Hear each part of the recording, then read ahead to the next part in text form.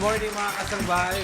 Today is Friday, February 15, 2019. O, akalain mo, Friday na. Oo. Ano pag Friday? Feb 15. Well, alam nyo na, sweldo ngayon. May ganda. Parang feeling ko mamaya yung traffic eh. Na-traffic ba kayo kahapon? Hindi naman, parang Sa normal may ano Pasig lang. area, medyo matraffic yan. Oo. Pero dito, hindi kasi sa... Ano ka ba? Alam na yan, di ba? Alam na. Sa Cubao, matraffic din kagabi. Iba yung iniisip nyo. Pero hindi, this morning naman, makakasama na natin si Doc Bong at tatalakayin o i-discuss niya sa atin yung dahilan or yung causes na tinatawag nating night sweats. Aba, nagkakaroon ba kayo ng ganon? Para po yan Sweats. sa ating usapang pangkalusugan. Meron akong gustong itanong sa inyo, ha? Kayo ba mahilig kayo sa mga teddy bears? No! Kayo, Tito Diego, tsaka Hindi Tito Ray. masyado. No! Hindi pa? Ako nung nag-Singapore Sorry, tayo. binabasag ko yung Nung nag-Singapore tayo, di ba may dala akong teddy bear? Yes, yes. Oo, kahit matanda na ako, malapit sa puso ko yan. No? Bigay kasi ni okay. Dudong. Nabanggit ko lang yan, ano, kasi mamaya malalaman natin kung kailan ba yan unang ibinenta ha, sa market itong mga teddy bears. Tampok yan sa ating Today in History. Meron tayong teddy bear, sarili natin teddy bear. Sinong teddy bear? I-hug mo na. I'm Fluffy. Ayan. Kaya mga kasambahay, tutok lang dahil marami tayong mga pag-uusapan ngayong Payday Friday. At narito ang ilan sa mga balitang abangan nyo ngayong umaga.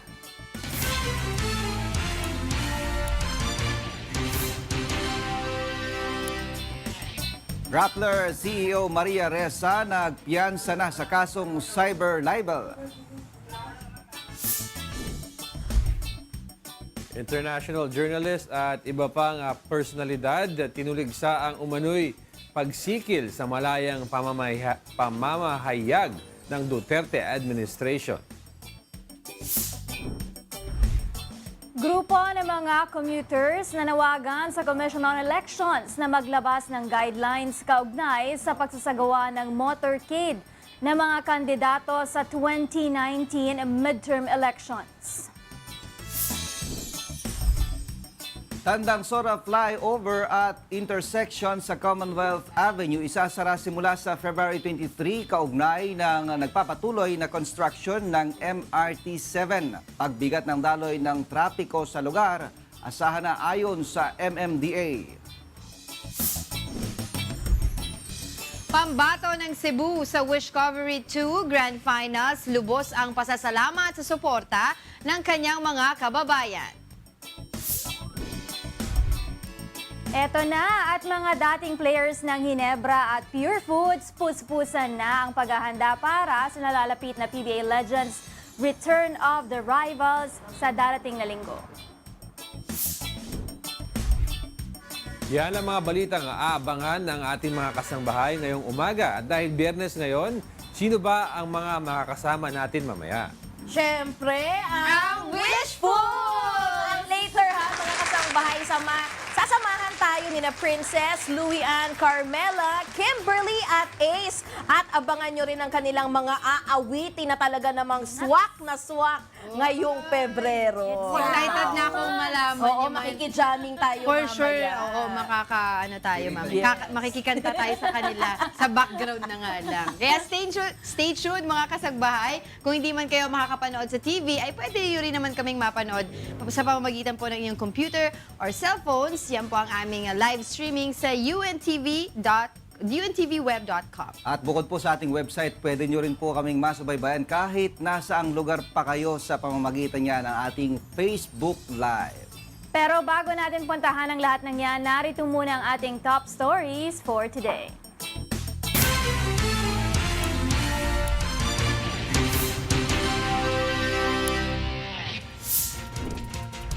Manila Electric Company o Meralco nilinaw na hindi lahat ng customer nila ay entitled o may karapatan sa 4.4 billion pesos na refund na ipinag-utos ng Energy Regulatory Commission na maibalik hanggang Hunyo. Grupo ng mga magsasaka at ilang retailer ng bigas na nawagan sa Pangulo na huwag lagdaan ang Rice Tarification Bill. 63 barangay sa North Cotabato mapapabilang na sa Bangsamoro Region. Broken heart syndrome, posibleng ikamatay ayon sa mga doktor.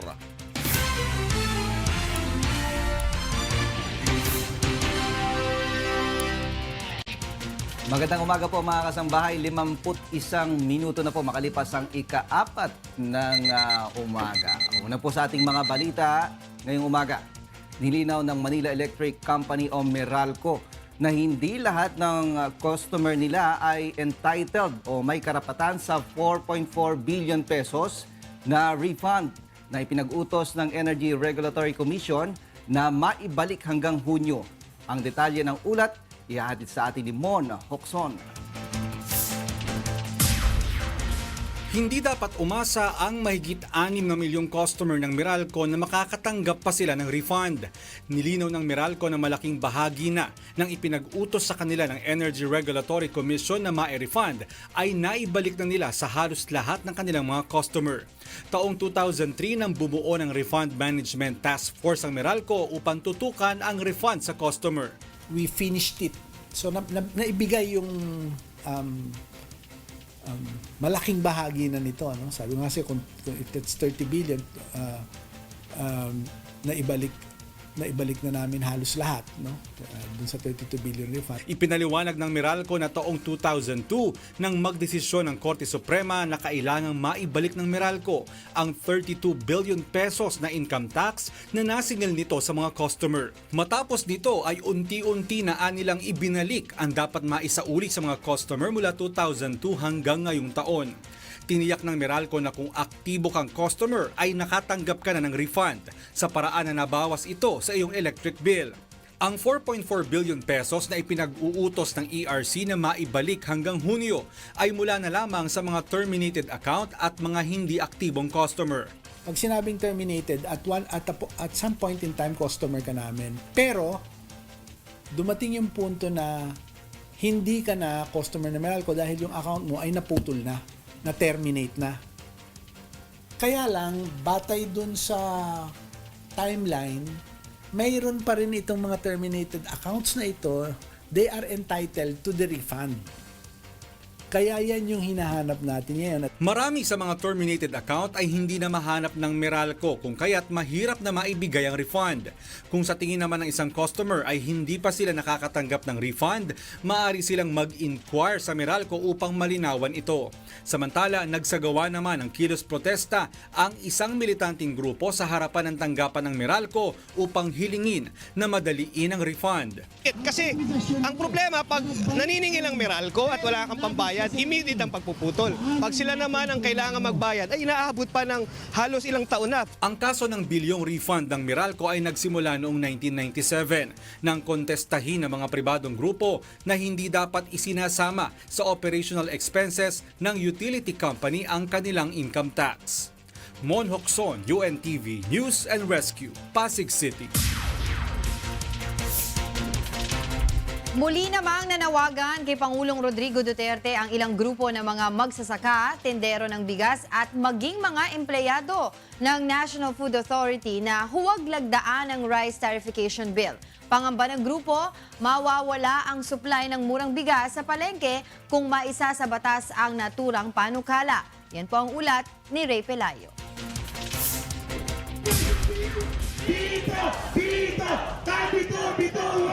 Rice Certification Bill! Nagsama-sama sa Menjola sa Maynila ang mga grupo ng magsasaka, rice retailers at mga empleyado ng National Food Authority para ipanawagan kay Pangulong Rodrigo Duterte na huwag pirmahan ang rice tarification bill. Pangamba ng grupo, mawawala ang murang bigas sa merkado na isinusupply ng NFA kung maisa sa batas ang panukala dahil ang magiging mandato na lamang ng NFA ay ang mag-imbak ng bigas para sa panahon ng kalamidad. Mas malakian nila ang posibilidad na manipulahin ng mga trader ang presyo at supply ng bigas dahil mawawala na rin ang kontrol ng NFA sa mga papasok na bigas sa bansa. Ibig sabihin din ito sa batas sa tarification bill, hindi na sila mag-i-intervene sa market. So wala tayong makikitang NFA rice sa lahat ng palengke. Hindi rin nila dapat isabay sa panahon ng anihan ang pag-aangkat dahil lubhang maapektuhan nito ang mga lokal na magsasaka. Ano man buwan, tuloy-tuloy ang pag-i-import ng bigas. Ito ay masama sa ating ekonomiya, lalo-lalo na sa farmers. Hindi rin nila sapat ang 10 bilyong pisong ayuda na ilalaan ng pamahalaan para sa mga magsasaka, kaugnay sa panukala, maging ang 7 bilyong pisong ibibigay sa NFA para pambili ng palay. Ito ay 4.2 million lang na bigas. Ibig sabihin po nito, 6 to 7 days lang ang buffer stock ng NFA. Nilinaw naman ni NFA Officer in Charge Tomas Iscares na hindi naman nila tinututulan ang kabuuan ng panukalang batas. May ilang mga provision lamang anya na nakikita nilang makakaapekto sa grain industry gaya ng pag-aalis sa kapangyarihan ng NFA na bumisita sa mga pribadong bodega. The very reason why the NFA was created in 1972, right after Marcelo, one is to stabilize the price, and number two is to put order to a very chaotic grains industry. Nag-aalala kami ngayon kung biglang mga alisin niya, kung ano kaya mangyayari dito.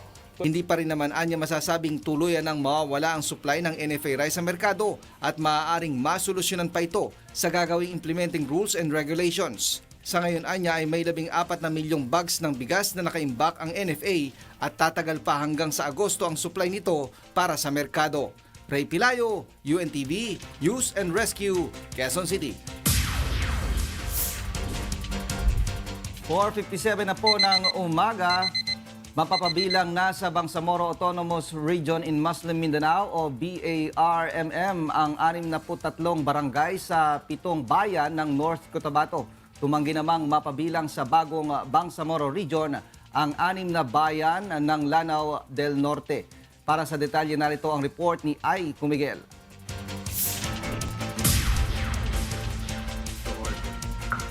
Naglabas na kahapon ang National Plebiscite Board of Canvassers ng desisyon kaugnay sa isinagawang second round ng plebisito para sa Bangsamoro Organic Law noong February 6. Ang isinagawang plebisito ay upang makita sa resulta ng mga boto kung mapapabilang sa Bangsamoro Autonomous Region in Muslim Mindanao o BARMM ang 6 na bayan ng Lanao del Norte maliban sa Iligan City at ang 67 barangay sa 7 bayan ng North Cotabato.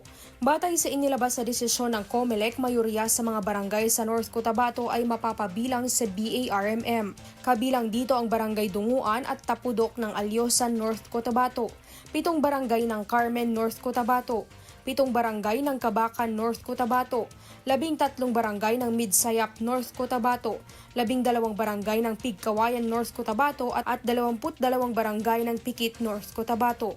4 lang na barangay sa North Cotabato ang hindi mapapabilang sa BARMM. Ito ay ang Barangay Lower Mingading at Barangay Pagangan sa Alyosan at ang mga barangay ng Tulunan, Galidan at Balatikan sa Pikit, North Cotabato. Hindi nagkaroon ng double majority yes votes sa naturang mga barangay, kaya't hindi na sila mapapasama pa sa BARMM. Gayon din ang 6 na bayan ng Lanao del Norte kung saan nanaigang kanilang no votes kumpara sa yes votes na mapasama sa BARMM. Adjourned na nga at tapos na ang canvassing ng ikalawang round ng plebisito.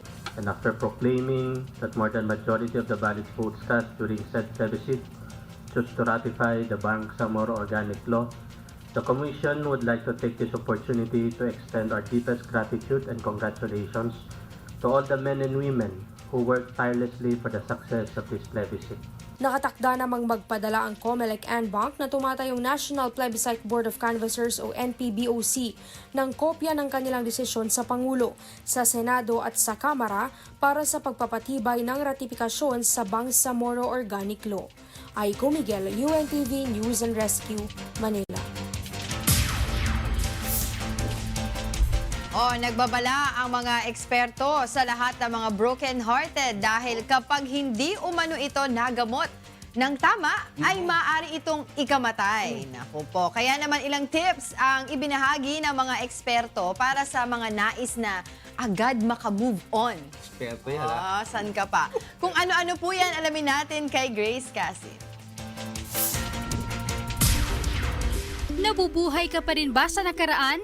Umaasang babalikan ka pa rin niya kahit alam mong malabo na. Move on na kaibigan dahil alam mo ba na posible mong ikamatay ang sobrang kalungkutan.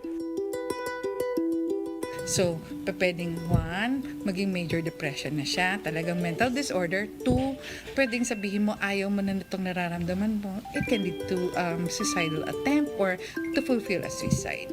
Pinatotohanan din ito ng cardiologist na si Dr. Bong Santiago. Ayon sa kanya, may mga parte ng puso ng isang tao ang naapektuhan kapag nakararamdam ng sobrang sakit at kalungkutan. In 4 years time, pwedeng after nung ma-diagnose na mayroong itong problema sa puso dahil nga sa mga relationship na ganyan, eh nagkakaproblema talaga. Actually, even namamatay pa nga ibang mga pasyente. Ayon kay Dr. Camille Garcia, natural na umiyak ang mga taong nasasaktan pero dapat hinay-hinay lang.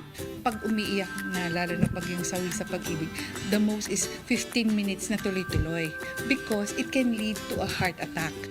Kung gusto mong magka-move on ng mabilis, dapat daw ay ino-open mo sa iyong mga mahal sa buhay o kaibigan ang iyong nararamdaman. Pag paulit-ulit mo siyang nasasabi, you vent it out hanggang sa yung wala nang feeling na parang I remember the boy but I can't remember the feeling anymore. Makatutulong din umano ang pag-inom ng mga fruit juices para sa mga nais magka-move on agad. Gaya ni Conrad, isang photo-video editor. Minsan na umano siyang nasaktan, pero mas pinili niyang kalimutan ang lahat at maging masaya para sa kanyang mga mahal sa buhay. Una sa lahat, siyempre, mahirap, masakit sa puso. Pero nung humingi ako ng tulong kay God, eventually, na-realize ko na hindi yun ang aking priority. At meron pala akong dapat naunahin. Yun yung pamilya ko, mga kaibigan ko, at siyempre yung sarili ko. Kaya dapat, move on na kasi. Payo ng mga eksperto, kapag nagmahal, huwag ibuhos ang lahat. Dapat magtira ka pa rin para sa iyong sarili. At syempre, huwag magmadali sa paghanap ng tunay na pag-ibig. Dahil may kasabihan nga, true love waits. Grace Casen, UNTV News and Rescue, Quezon City. Yan, move on na. Move on na kasi. Huwag tayong bitter. Pero marami daw mga Pilipino ngayon nagsasabi na masaya sila sa kanilang buhay. Dapat naman. Yan ay lumabas doon sa pinakahuling survey ng Social Weather Station o SWS. Pero ano po ba yung sekreto ng isang matibay na relasyon ng mag-asawa o magkasintahan? Alamin po natin yan sa ulat ni Rosalie Cos. Mag-aapat na dekada ng mag-asawa sina Aling Nori at Mang Morales. 6 ang kanilang anak at ngayon 3 na sa kanila ang may sari-sariling pamilya. Sa bahay man at maging sa hanap buhay, magkasama silang mag-asawa. At ayon kay Aling Nori, ang pagiging tapat sa isa't isa ang dahilan ng kanilang matibay na samahan. Bagay na sinasang-ayuna ng banal na kasulatan. Kailangan parehas kayong tapat. Kailangan dasal panatili talagang magagandang samahan yung kung anong problema pag-usapan yung dalawa para hindi kayo magkahiwalay. Ang kalooban ng Diyos ay maging tapat tayo sa tipanan. Kahit hindi pa kayo mag-asawa. Kasi yung tipanan nga papunta na yun sa pag-aasawa eh. Kahit hindi pa kayo mag-asawa, dapat tapat na kayo sa isa't isa. Huwag tayong matuto ng lakad ng mga taong walang Diyos na parang nilalaro lang ang pakikipagkatipanan. Batay sa Social Weather Station survey, sa 1,440 Filipino adults na nakapanayam nito, 51% sa kanila ang very happy o napakasaya sa kanilang love life o buhay pag-ibig. 36% naman ang humihiling na sana ay mas masaya pa, ngunit 13% naman ang nagsasabing wala silang love life. Gayunman, batay sa ulat ng Office of the Solicitor General, mula 2008 hanggang 2016, tumaas ang bilang ng mga nagsusumite ng annulment at nullity cases sa kanilang tanggapan. Nagpapakita ng estado ng marital affairs sa bansa. Kung ang Biblia ba ang tatanungin, ano ang sekreto sa pagkakaroon ng matibay na relasyon upang mapanatili ang masayang love life? Kasi ang pagmamahal, umuunawa, nagpaparaya, hindi nag-e-expect. Pagka naramdaman mo na spiritually, masaya asawa mo, isustain mo yon. Yung sinasabi sa Biblia na, let the righteous be righteous still. Let that is holy to be holy still. Kung holiness yung ginagawa niya, pabayaan mo siya. Let Him. Rosalie Cos, UNTV News and Rescue, Philippines. Usapang puso. 51%, pero maano pa rin yun, halos kalahati. Kasi iba talaga, meron pa rin silang mga nararanasan na kanilang mga issues, 'di ba, sa mga kanilang mga relasyon. But nonetheless, dapat talaga we view our lives, 'di ba, in a positive way, 'di ba? Para naman masaya tayong lahat. Ang narinig ko dyan kay Fredeli, sinasabi niya, kung may partner ka, huwag mo siyang ikukumpara doon sa iba. Oo. Kasi iba yun eh. Kumbaga, Sabi nila- nagkakaroon ng problema, bakit si ganito, ganito siyang magtrato ng kanya, o Kasabi- alaga, ganito. Yung ano ba yun, do not compare yourselves to others. You'll become vain and bitter. Huwag mo kumpara kasi otherwise talagang hindi mapapantay nung isa kasi kanya-kanya tayo, iba-iba tayo, 'di ba? Na mga personality at pag-uugali. Tapos yan. Kapag ka nasaktan, move on na agad. O, 'di ba? Magagaling yung mga nakuhang Oo, bakit kilala niyo ba yung mga May hugot. expert na yun? Hugot si Kon. Pero totoo yun kasi may nabasa rin talaga akong article tungkol dun sa mga, halimbawa yung broken-hearted talaga. It would really affect your life kapag talagang sobrang sakit ng puso mo. Pag-ayos sa'yo ng isang tao, ba't mo na ipipilit, di ba? Ang base nga sa pag-aaral ang Popcom dito, mas marami ang babae kaysa sa lalaki. Oo, ilan na ba ngayon? Kasi dati nung few years ago, di ba parang 1:109, 109 million na tayo population. Hindi. I mean yung ratio ng babae sa lalaki. Kasi dati, if I'm not mistaken, parang 1:5, parang gano'n. Isang lalaki sa 5 babae. Mas Can you marami, imagine? Ewan ko lang ngayon I'm not really sure dun sa statistics na yun. Mas marami talaga mga babae. Mas matagal kasi daw na mas mahaba ang buhay ng babae kaysa sa lalaki dahil mas stressful daw ang buhay ng mga lalaki kaysa sa mga babae. Kaya daw tsaka daw mas Di rin, mabisyo. mas stress yung buhay ng babae kapag may kasama. Nagsisiyan naging issue ng gender. Pero yun na nga, dapat happy lang parati. Tulad ng mga kasama natin sa pundahan, happy lang sila. Tama ba? Happy and complete. Good morning sa inyong lahat dyan. Good morning. Morning. Yan. Good morning po. Morning. Sige, happy po ba kayo? Happy? Happy, syempre. Si Minyong, happy Nag-celebrate ka ba dito, Don? No, si Minyong, happy kahapon eh. Bakit? May dala pa nga siya rito eh. Nagpunta ba nakadami daw siya?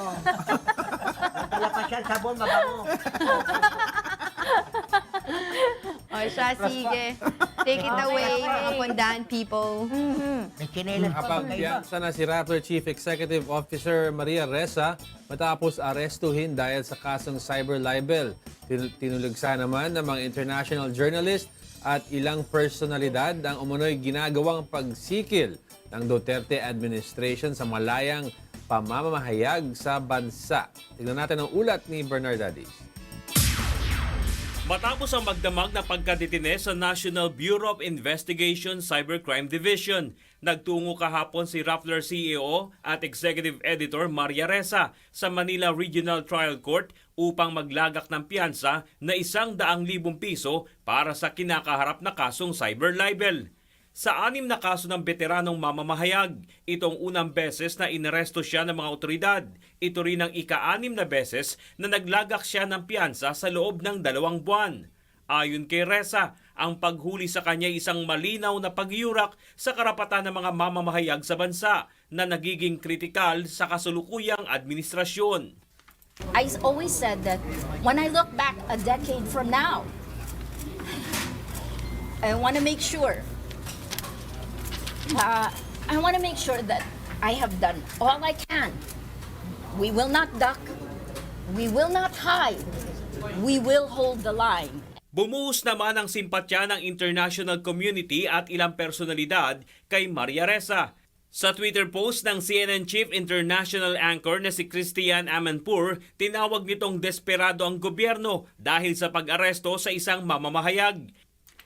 Sa post ng Canadian Foreign Minister na si Chrystia Freeland na isang dating journalist, kinundinan nito ang pagkakaaresto kay Ressa at iginiit na hindi dapat iharas at takutin ng gobyerno ang sinumang mamamahayag.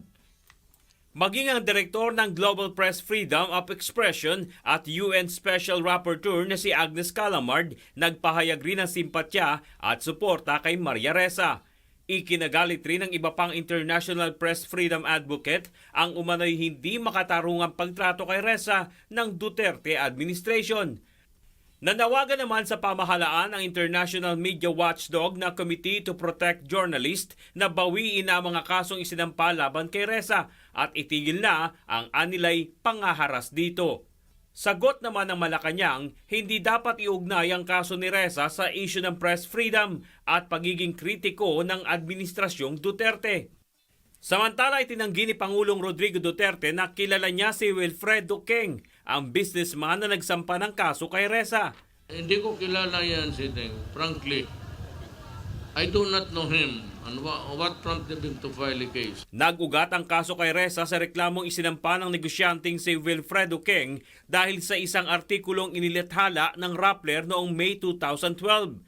Tungkol sa umano'y pagpapagamit ni Keng ng kanyang mamahaling sasakyan kay dating Chief Justice Renato Corona at sa pagkakasangkot umano ng negosyante sa human trafficking at drug smuggling. Yung sasakyan na yun. Di ako sure eh. Kasi noon, meron lumabas, during the time na corona, di ba, hearing, isang sasakyan na parehong-pareho ng sasakyan, pareho ng plaka rin, pero yung isa nasa Cebu, yung tunay na may may-ari. Bakit pareho ng Tapos yun yung plaka? ginamit naman ni Justice Corona, Chief Justice Corona, na sasakyan. Nalilink niya dun. Parang Tapos piniframe up. yun ata yung naging basihan nung pagpapile ng kaso. Pero hindi ba? Wala libel doon kasi the truth is, hindi ba? May ano tawag, merong parang katotohanan. Dalawang argument eh. May katotohanan. Tapos yung second argument, wala Pambatas. Wala raw basihan. Walang cyber libel case.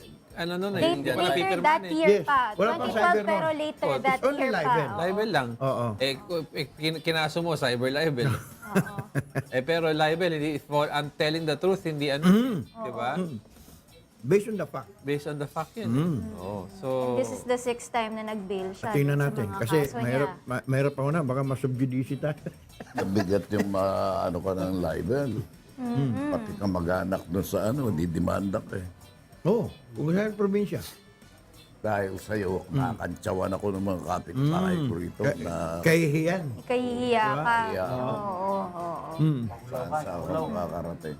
Pero ito may balita muna ako sa Canada. Alam niyo ba na lumabas sa pag-aaral na pinondohan ng Canadian Food Inspection Agency na ang mga ibinibentang sausage sa mga grocery stores sa ilang probinsya ng Canada ay naglalaman ng ibang karne kumpara sa nakalagay dun sa kanilang label. Kung bakit, alamin natin mula sa report Florabel Forcadella mula sa Fort McMurray, Canada. Hi Florabel, good morning! Yes, good morning Kuya, good morning Rina. Potential risk for food safety o maaring mapanganib sa kalusugan.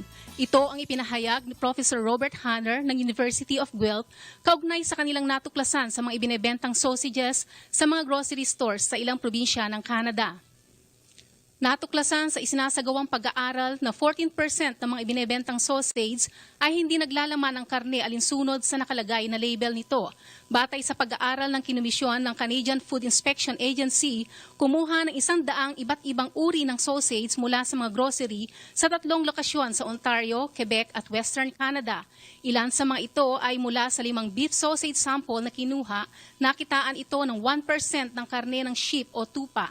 Ang 20 samples ng chicken sausage naman ay binubuo ng karamihan na karne ng baka, habang ang iba naman ay 5% lang ang chicken meat at karamihan ay turkey meat ang laman. Bukod sa posibleng panganib sa kalusugan ng mislabeled na sausages, nagpahayag rin ng pangamba ang ilang nasa religious group na partikular pagdating sa pagkain ng karne ng baboy, horse meat at manok. Rina, si Hanner ay nagsagawa ng isang similar na study 2 taon na ang nakakaraan na kung saan natagpuan na 20% ng mga sausages sampled ay mislabeled. Yan muna ang latest dito sa Fort McMurray, Canada. Balik sa inyo dyan sa Pilipinas. So Florabel, anong plano nila dun sa mga hindi nagbebenta ng tama dun sa nakasaad dun sa kanilang label? Papahintuin ba nila yan at hindi ba makaka-apekto yan dun sa mga consumers at dun sa mismong market kung saan nga kayo nagbebenta ng mga sausages na yan? Wala naman tayo, Rina, na nakuhang impormasyon na papahintuin yung mga gano'n na nagbebenta ng gano'n mga na nakitaan na may mga contaminants ng ibang meat ang isang sausage na nagsasabi na isa lamang ang meat nito. So sa ngayon wala pa rin. What about yung penalty? Kasi at least man lang mabigyan sila ng penalty. Kasi hindi totoo yung nilalabas nila dun sa label kumpara dun sa binibenta nila. Sa penalty, wala rin tayo nakuhang impormasyon tungkol dyan dahil nga sa yung ginawa nilang research ay nais nila na magkaroon pa ng further research patungkol po dito. Pero kamusta na ang weather nyo ngayon dyan sa Canada, Florabel? Mukhang may snow doon sa likuran mo, kaya ata hindi ka na lumabas ng building kung saan ka nakatayo ngayon.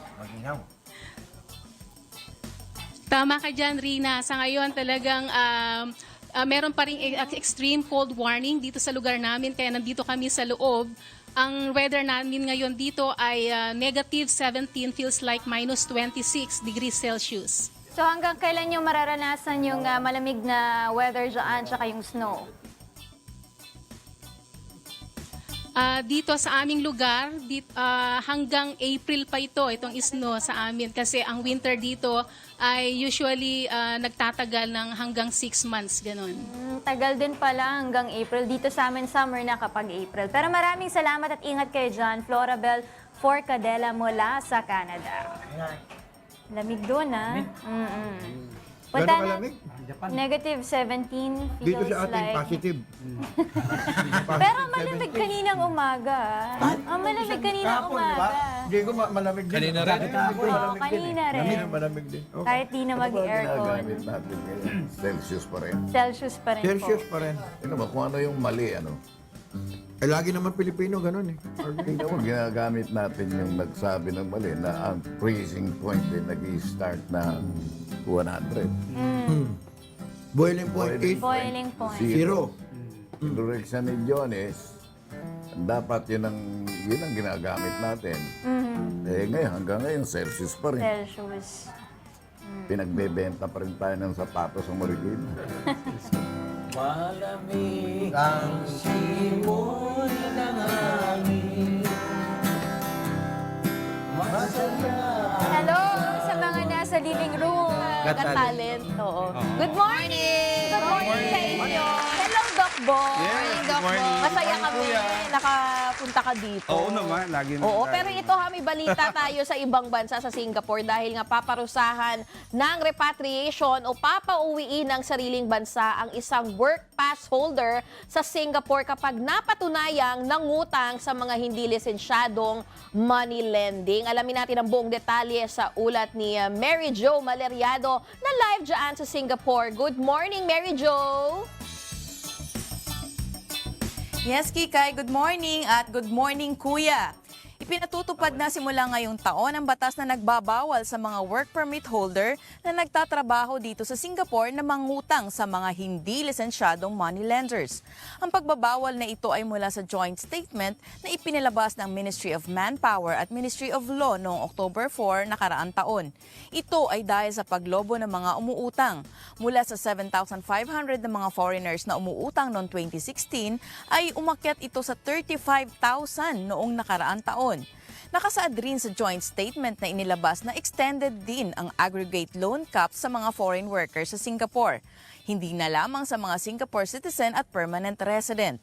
Ang foreign workers na may sahod na less than 10,000 ay maaari lamang umutang ng 1,500 SGD. Ang may sahod mula 10,000 hanggang 20,000 ay makakahiram naman hanggang 3,000 SGD. At ang may sahod mahigit 20,000 naman ay makakahiram ng 6 na beses ng sahod nito. Ang self-inclusion o pag-regulate sa sarili sa panghihiram naman ay maaaring voluntaryong gawin ng mga foreign workers at mag-apply sa MLCB o Money Lending Credit Bureau. Layunin nito na maproteksyonan pareho ang mga licensed money lenders at mga nangungutang sa overborrowing. Samantala, para naman sa mga mapapatunayang nanghihiram sa hindi lisensyadong money lenders na foreign workers ay pawawalang bisa ang work permit nito at i-repatriate o pauwiin sa bansa nito. Pagbabawalan rin ito na makabalik sa Singapore upang magtrabaho. At kung mag-appeal man ng employer na huwag pauwiin ang foreign domestic helper nito, ay maaring payagan, depende sa kaso. Ang Singapore Foreign Force ay may kabuuang 1.37 million noong June 2018. 70% nito ay kabilang sa work permit, kung saan nakapaloob ang mga nasa construction at domestic helpers, F&B at mga performers. Payo naman ng Ministry of Law na upang malaman ang mga lisensyadong moneylenders, bumisita lamang sa website na www.mlaw.gov.sg. At yan muna ang latest dito sa Singapore. Balik sa inyo dyan, Kikay. Yes, Mary Jo, pinag-uusapan namin yan yung mga binabalita mo, yung mga certified na money lending, dapat pumupunta yung mga gustong mangutang. Tanong ko lang, itong sinasabi yung repatriation, is this the same as deportation o magkaiba silang dalawa?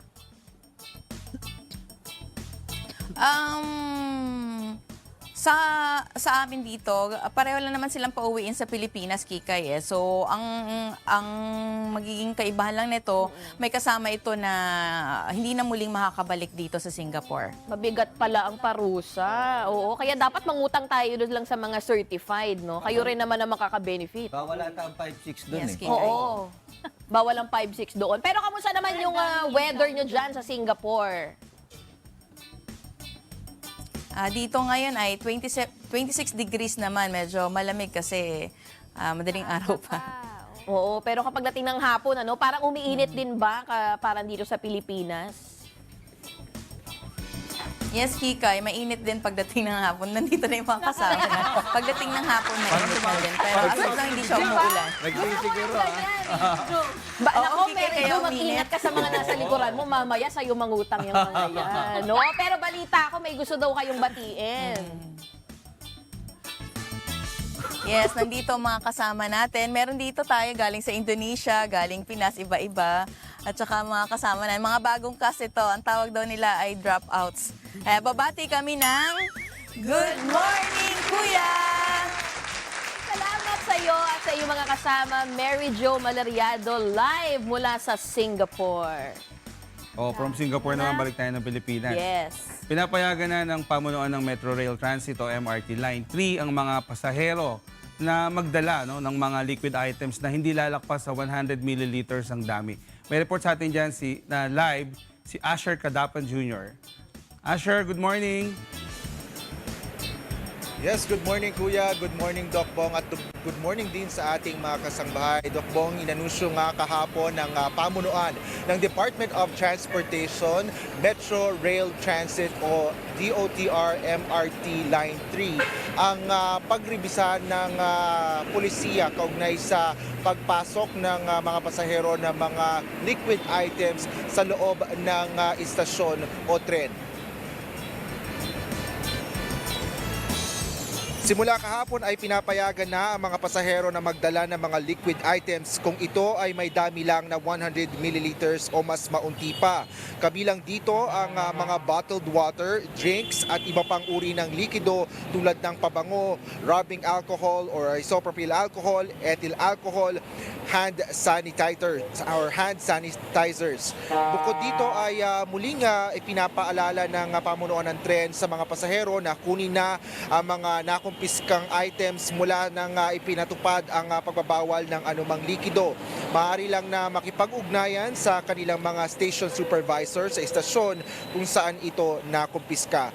Kailangan lang na ipakita ang kanilang identification card o ID upang makuha ang mga nasabing items.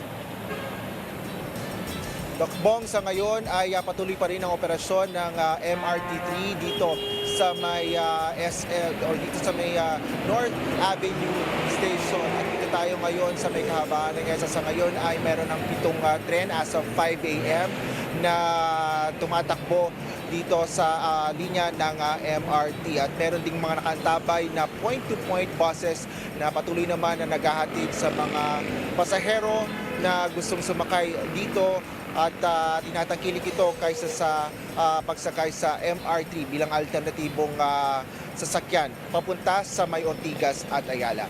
At yan ang latest dito sa Quezon City. Balik sa inyo dyan, Doc Bong. Asher, paano kung, let's say, kabibili mo lang nung tubig, kunyari, di ba? Doon mismo sa station, bumili ka ng bottled water, and of course, more than 100 ml yan. Pwede kayang payagan yon o talagang strict sa 100 ml lang talaga? Tokbong, mahigpit na ipinatutupad ng MRT or pamunuan ng MRT ang pagpasok ng mga liquid items na more than 100 milliliters. So kung bumili kayo ng tubig sa may istasyon lang din o sa may baba, kung may mga tindahan sa ibaba ng istasyon, kailangan yung ubusin o kung kaya naman pwede kayong magtira ng mga may dami na 100 milliliters. Ito pa rin ay para sa seguridad na ipinatutupad ng pamunuan. Dokbong. Ayun. Talagang dapat sumunod tayo dyan. Kaya lang, sa ating mga sumasakay dyan sa MRT, medyo tsaga-tsaga lang. Kasi sigurado pila yan Dahil titingnan isa-isa yan. Mas mahaba na raw ang pila. Obserbahan, imbestigahan kung anong ba yung laman ng 100 ml mo. Kung medyo, kung medyo suspicious, medyo baka hindi payagan. Alright. Salamat sa'yo, Asher Gadapan Live. Nag-report sa atin. Kawawa naman yung mga Oo. nagbebenta ng water doon. Oo. Sa airport kasi pwede basta makatapos ka nung sa check-in, di ba? Tapos Okay. bibili ka na lang doon sa loob ng water. Sa kanila, pag sampa mo talaga mismo doon sa tren, doon pinagbabawal. Paano kung yung may pagdala. matanda kang kasama na kailangan lagi siyang hydrated? Tapos may baby kasi 'di ba, yung mga milk, pwede kaya yung mayaga? Allowed naman May sinabi 100 ba? ml. Allowed naman 100 ml. Ilan ba yung sa yung normal mineral bottle? Mineral water bottle. 200 to 300 ml yun. Yung mga Pinakamababa. Oo, kaya kailangan Hindi babawasan naman ganun mo siya. katagal ka na sa MRT Yes. siguro. Oo. Kung halimbawa ilang istasyon, 3 istasyon, siguro mga 10 minutes yan. Kung from North Avenue to North Avenue Station to Taft, ilang Konting oras yun? Mga tiis. 30 minutes, no? Yes. So yun lang ang pagtitiis mo, wala Pwede kang na. 30 minutes. Tiis-tiis lang. Totoo. Alright. Pero ito, puntahan muna natin yung makasama. Hindi, gusto ko sana sabihin, may mga pagtitiis ba sila? Hindi. Sila, Ate Beth, tsaka si Tito Diego. Hi! Hi! Good morning! Good morning! Good morning, Kuya. Basta. Pinag-uusapan namin yung mga pagtitiis kasi marami ang magtitiis, Ate Beth and Tito Diego, dahil nga dun sa pagbabawal ng mga liquid sa MRT. Kayo ba marami kayong mga pinagtitiisan ngayon? Kasya na yun, less than 100 o hanggang 100 ml. Sandali lang naman naman. Yun nga sabi ko Kayang-kaya yan ni Diego. Ang problema niya kung makakaakyat siya sa MRT. May elevator naman daw. Alalayan na lang natin, Tito Diego. Don't forget, ha? O, alalayan na lang natin. Of course Andiyan naman tayo. Yung nag-MRT yan, ako. Tamo na, baka si Christopher nag-MRT ha. Tatanungin muna natin kasi meron siyang report, Diego. Maaari daw ma-deny yung mahigit 18,000 na skilled worker applicants sa Quebec sa Canada kapag nakapasa ang panukalang batas na isinusulong na nais ipatupad sa probinsya. Alamin natin ang detalye sa ulat ni Christopher Fugaban from Montreal, Canada. Christopher, good morning. Yes, good morning Kuya at good morning Beth. Isang bagong bill nga ang nais na ipatupad ng gobyerno ng Quebec kung saan maaaring hindi maaprobahan ang humigit 18,000 na skilled workers na applicants na gustong pumunta sa probinsya ng Quebec dito sa Canada. Beth, plano ng bagong pamahalaan ng probinsya na isulong ang Bill 9 na naglalayon na i-promote ang immigration sa Quebec, ngunit kinakailangan na mayroong sapat na nakalaman sa French language. Ayon kay Quebec Immigration Minister Simon Jolin Barrette, nais nilang mabigyan ng chance sa lahat ng ang mga tao sa lahat na pumunta ng Quebec. Ngunit kailangan na umano silang matuto ng ang mga applicants ng French at dapat mayroong kaalaman sa Quebec values. Ang bill na ito ay nagbibigay kapangyarihan din sa Immigration Minister na mag-impose ng conditions sa mga foreign nationals na nais na maging permanent resident. Kinakailangang umano na ma-meet nila ang regional labor needs at ang linguistic, social at economic integration ng probinsya. Hindi pa idinitalye kung paano ito gagawin ng pamahalaan. Samantala, Beth, pagbobotohan pa ng National Assembly kung maipapatupad ba bilang isang batas ang Bill 9. Ngunit, Beth, ayon sa federal government, hindi sila sang-ayon sa plano ng Quebec. At yan muna ang balita dito sa Montreal. Beth? Oo, Christopher, correct me if I'm wrong, may point system kayo dyan, di ba? Para doon sa mga skilled workers, tama ba? Yes, Beth, tama ka dyan. Magkaiba yung point ng kapag you'll be going there alone, di ba? Tapos, or meron kang kasamang asawa or partner, tama? 50, tas 59 yung isa. Tama ba yun yung nabasa ko? Tama ba yun? Yes, Bet, more or less around that points. So sabi mo, kailangan merong ibang language na alam, particularly yung French. Paano kung nakapasa sila doon sa, kunwari, I'll be traveling there alone, di ba? Mag-isa ko lang. So I need to reach 50 points. Paano kung pasok ako sa 50 points pero hindi ako marunong ng French? Hindi mako-consider yon? Yes, Beth. Unfortunately, kung maipapasa nga itong bagong bill, magiging low na, ay kinakailangan na talaga na may adequate knowledge ka sa French at sa Quebec values and culture bago ka makapasok dito sa Quebec. Ngunit ayon nga sa latest news ng federal government, ayon sa plan nila no October 2018, ay gusto nila pang magdagdag ng around 350,000 na immigrants by 2021. Ngunit unfortunately, itong bagong nanalo na provincial group dito sa Quebec ay gusto nilang mabawasan ng from 50,000 to around 40,000 immigrants na lang ang papasok dito sa Quebec, Canada. By saying that, Crestor, what's the chance of passing this bill? Yes, Bet, napaka-controversial yan dahil ayon sa ating nabasa sa National Assembly ay may majority seats nga itong CAQ, ang bagong pamahalaan dito sa Quebec.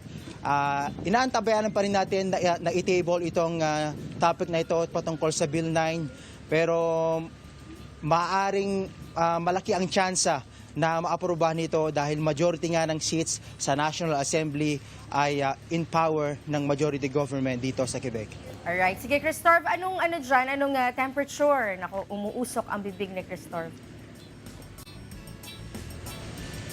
Yes, but actually ngayon ay medyo mataas. Ngayon ay negative 4 degrees at meron tayong low na minus 11. Ngunit nung nakaraang Tuesday ay nagkaroon tayo ng snowstorm. Nakaranas tayo ng up to 40 centimeters na snowfall at bumaba ng hanggang minus 30 degrees ang ating wind chill.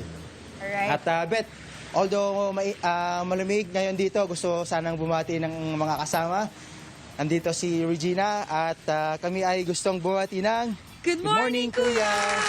Ayan. Thank you, Regina and Crestor from Montreal, Quebec, Canada.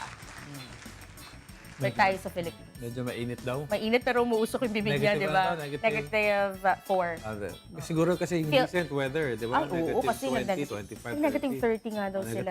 So, mainit na sa kanila. Mainit na yan. Hey, magtatanggal ng mga illegal campaign posters ang Commission on Elections ngayong araw. Tignan natin ang report ni Grace Casin. Live siya. Grace, go ahead. Yes, good morning, Diego, at sa ating mga kasama dyan. Ngayong araw, nung nakaraan ay 4 na po mga kandidato na ang pinadalahan ng Commission on Elections ng sulat dahil sa posibleng paglabag sa fair election law. At ngayong araw din ang deadline na ibinigay ng COMELEC sa mga kandidatong ito para tanggalin ang kanilang mga illegal campaign posters. Mag-iikot ngayong araw ang COMELEC para alasin ang mga campaign posters na iligal na nakakabit kung saan-saan. Ito ay may tuturing na paglabag sa Fair Election Act. Nagpadala na rin ng sulat ang COMELEC sa mga kandidatong ito. Ayon kay COMELEC Commissioner Rowena Guanzon, kasama sa mga pinadalhan nila ng notice ay ang mga incumbent senators, pero tumanggi siyang pangalanan ang mga ito. Kasama sa mga tatanggalin ay ang mga oversized campaign posters. Nagpadala naman ang paglabag sa Omnibus Election Code ay maaari ikadiskwalipika ng isang kandidato.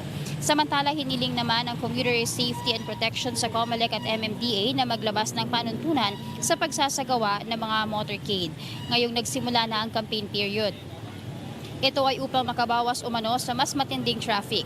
Dapat umanong magkaroon ng guidelines kung ilan lang ang dapat na sasakyang sumama sa motorcade at kung saang lugar lamang dapat itong isagawa. Diego, ayon nga sa Commuter Safety Protection, dapat din daw ay binibigyan ng permit ng LTFRB yung mga pampublikong sasakyan na sumasama sa mga motorcade dahil posibleng maapektuhan daw nito yung mga commuter dahil public utility vehicle ang gagamitin at posibleng kulangin yung mga sasakyan na posible nilang magamit tuwing magkakaroon ng motorcade. Diego? Alright, maraming salamat Grace Casin, live mula sa Batasan, Quezon City. Ngayong umaga, Diego, papakita sa atin ang isang bagong winter sport na patok ngayon sa Winnipeg, Canada. Naroon si Miguel Moldez live. Miguel, good morning. Good morning, Kuya, at good morning, Ate Beth. Nandito po tayo ngayon sa The Fork sa Winnipeg, Manitoba, Canada. Ito ay isang sikat na pasyalan mapa-winter o summer man. Ito rin ang lugar kung saan naimbento ng Winnipeg-based firm na Public City Architecture ang larong Croquet Curl. Naimbento noong 2017, ang Croquet Curl ay ang pinagsamang dalawang famous na Canadian na laro na crokinole at curling. Ang mga manlalaro ng Croquet Curl ay divided into teams of 1 or 2. Sila ay salitang bumabato ng mga junior curling rock sa gitna ng malaking target na nakapintura sa yelo. Umaabot sa bigat na 20 pounds each ang bawat bato. Bawat linya sa yelo ay may nakatakdang score. Mas malayo sa gitna ng target, mas mababa ang score. Pag naubos na ang mga bato ng mga manlalaro, ibig sabihin ay tapos na ang round at pwede nang bilangin ang score. Ang team na may pinakamataas na score pagkatapos ng 15-minute time limit ay ang panalo sa laro. Sa madaling salita, ang Croquet Curl ay parang isang malaking version ng larong pambata na Holland. Pero ito ay nilalaro sa malaking piraso ng yelo gamit ang malalaking bato. Ngayong winter season ay marami pa ring tao ang dumadayo at naglalaro ng Croquet Curl dito sa The Forks. Dahil sa kasikatan nito sa Winnipeg, marami na ring Croquet Curl rings ang naitayo sa iba't ibang probinsya sa Canada, gaya sa Alberta, Ontario, Saskatchewan at Yukon. Kung nakikita niyo po sa likod ko, meron po mga naglalaro ng Croquet Curl. Ito po, binabato na nila sa gitna yung mga bato. 20 pounds each po yung mga bato. At kung sino man po, pag naibato na po nila lahat yung mga bato, kung sino man po yung may magandang posisyon ng mga bato, ika-count po yun sa overall score nila, at kung sino man po yung may pinakamataas na score sa huli, yun po ang panalo sa laro. Balik po sa inyo.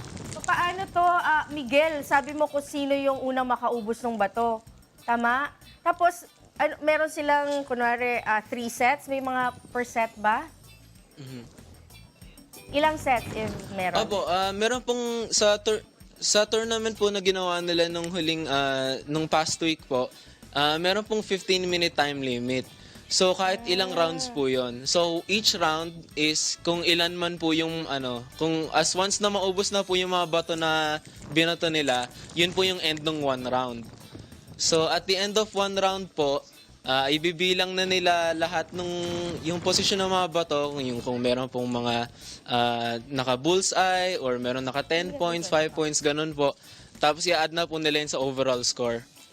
Okay. Pwede bang laruin yan ng mga bata or meron bang age limit? Wala po, kahit sino po pwede maglaro. Okay. Sige, maglalaro ka ba? Papakita mo ba sa amin? O meron lang gustong mag-greet? Opo, pwede po mamate. Of course, Miguel. Go ahead. Sige po, mula po dito sa Winnipeg, Canada, ako po si Miguel Moldez para sa live featured report. Kami po ay bumabati ng good morning, Kuya! Wala kang kasama? Akala ko po may kasama ka. Tawagin mo muna yung kasama mo. Ayan, teka Ito muna. po, late po sila dumating eh. Ayan, kayo pala late kayo eh. Pero Good morning, Miguel, Kuya. anong temperature dyan? Kasi parang after a long time, ngayon lang ulit kami nagkaroon ng report from Winnipeg. Anong temperature dyan? Opo. Ang kasalukuyan temperature po ay negative 17 degrees po. Negative 17. Pero feels like, ginaw na ginaw ka, alam ko. Feels like negative 22 po ngayon. Alright, sige. Sige, bati na kayo.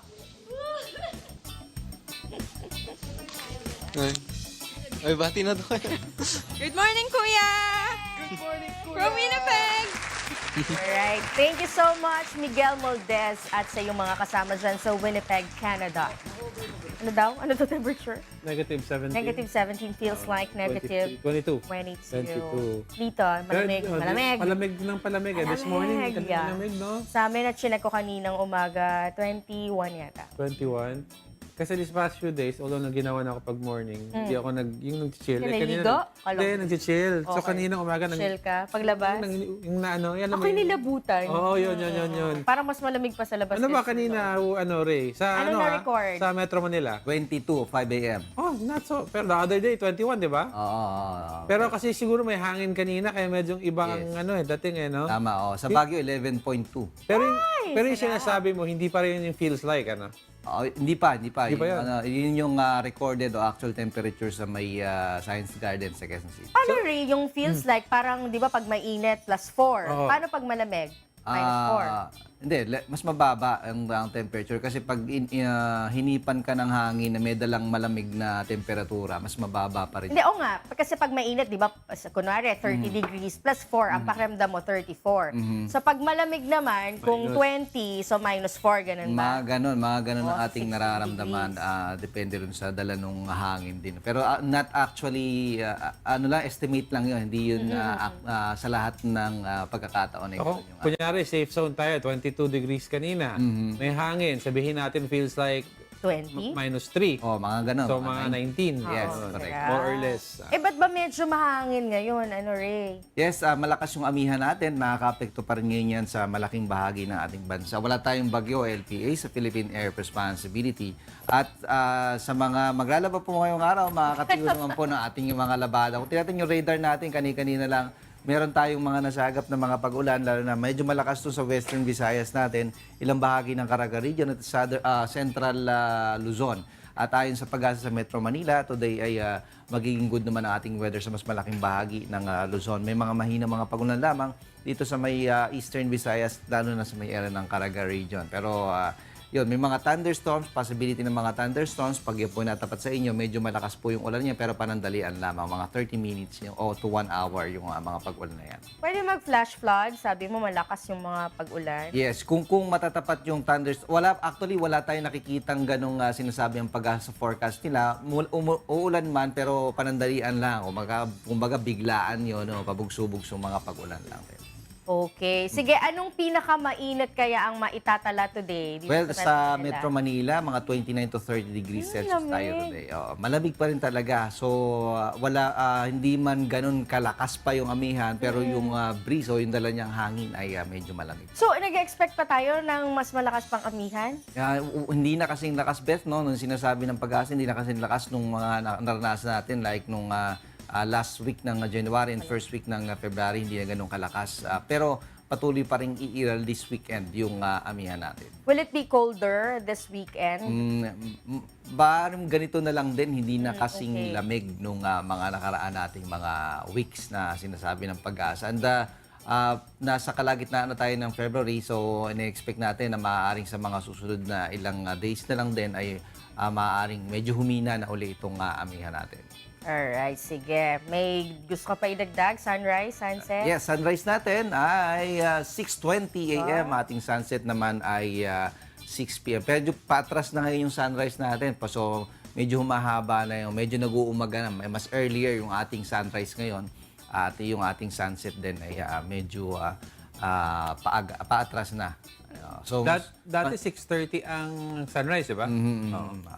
Medyo paaga na ngayon, mas pahaba na yung ating daytime. So, papunta na kasi tayo dun sa dry season natin. So, yan. Okay. Sige. Thank you. Thank you sa nagpadala sa'yo ng picture. Oo, kay si Jack Libot Ocampo.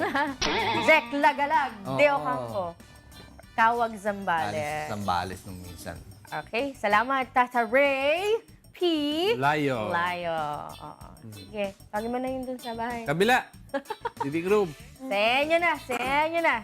Sweet naman ni Uncle. Ayan, ito naman isasara na ang Tandang Sora Flyover at ang intersection. Naku po, dyan po sa Quezon City simula February 23. Ayon po yan sa MMDA. Alamin natin ang buong detalye ng balita na yan mula kay Rosalie Cos na nasa Tandang Sora, Quezon City.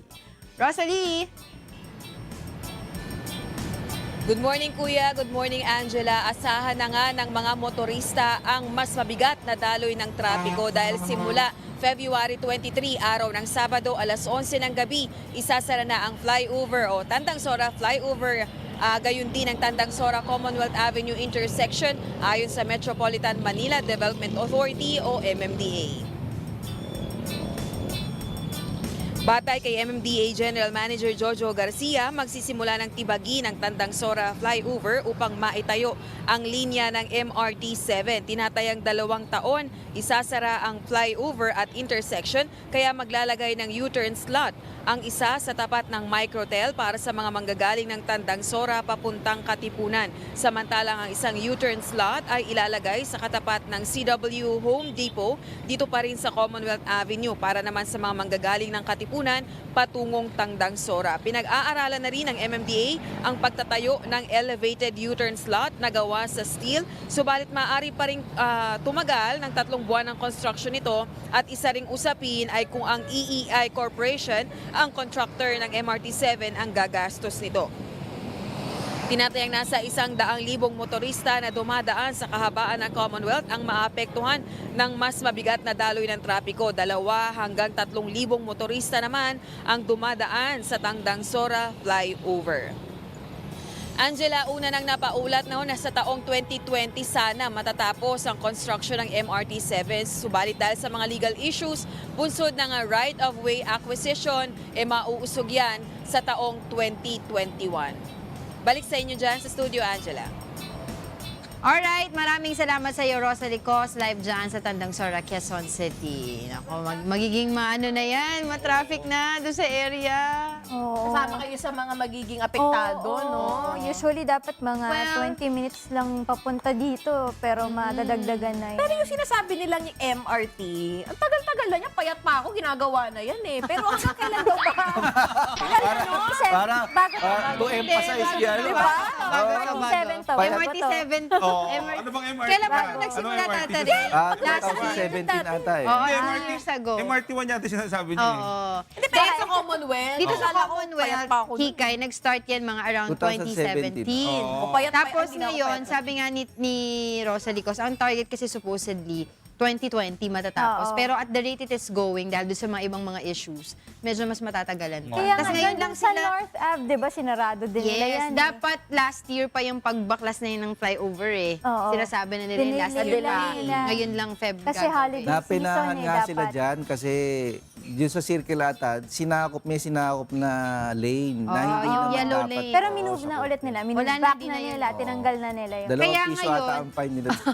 Kaya ngayon, yung dun sa, yung sa Tandang Sora flyover na nire-report ni Rosalie kanina, usually kasi kami nila rin, pag dumadaan kami, doon kami sa may taas, sa may Para walang flyover, para traffic walang traffic. light. Kasi dito sa ilalim may traffic light. Tapos doon talaga dumadaan yung mga bus, Totoo. yung iba pang mga sasakyan. So, we will be expecting heavy traffic talaga, especially pag rush hour Pero doon sa area na May yun. benefit daw ngayon dyan sa Commonwealth. Ano? Bumaba daw ang accident. Dahil wala na, hindi na pwede. Kasi if you can remember before, talagang one of the... Ilang lane, no? Oo, di ba? Mabilis, Yung widest highways dito yan sa Philippines. Ilang lanes yun? 5? Ang bibilis. Mabilis Pito talaga. yata eh, no? Ang bibilis. Ito, Tapos, Per ano pound. sila doon eh, di ba? Nagkaroon sila ng 60 speed limit. Oh, di ba? naglagay na nga ng ano dyan eh, yung bawal tumawid. Nakamamatay. Hindi, may namatay. May namatay na dito. Oo. Tawid para pa rin talaga ang tawid. sumunod. So, linawin lang natin. From today, mag-start sila February. Feb 23. Igagayak mo na yung lugar, di ba?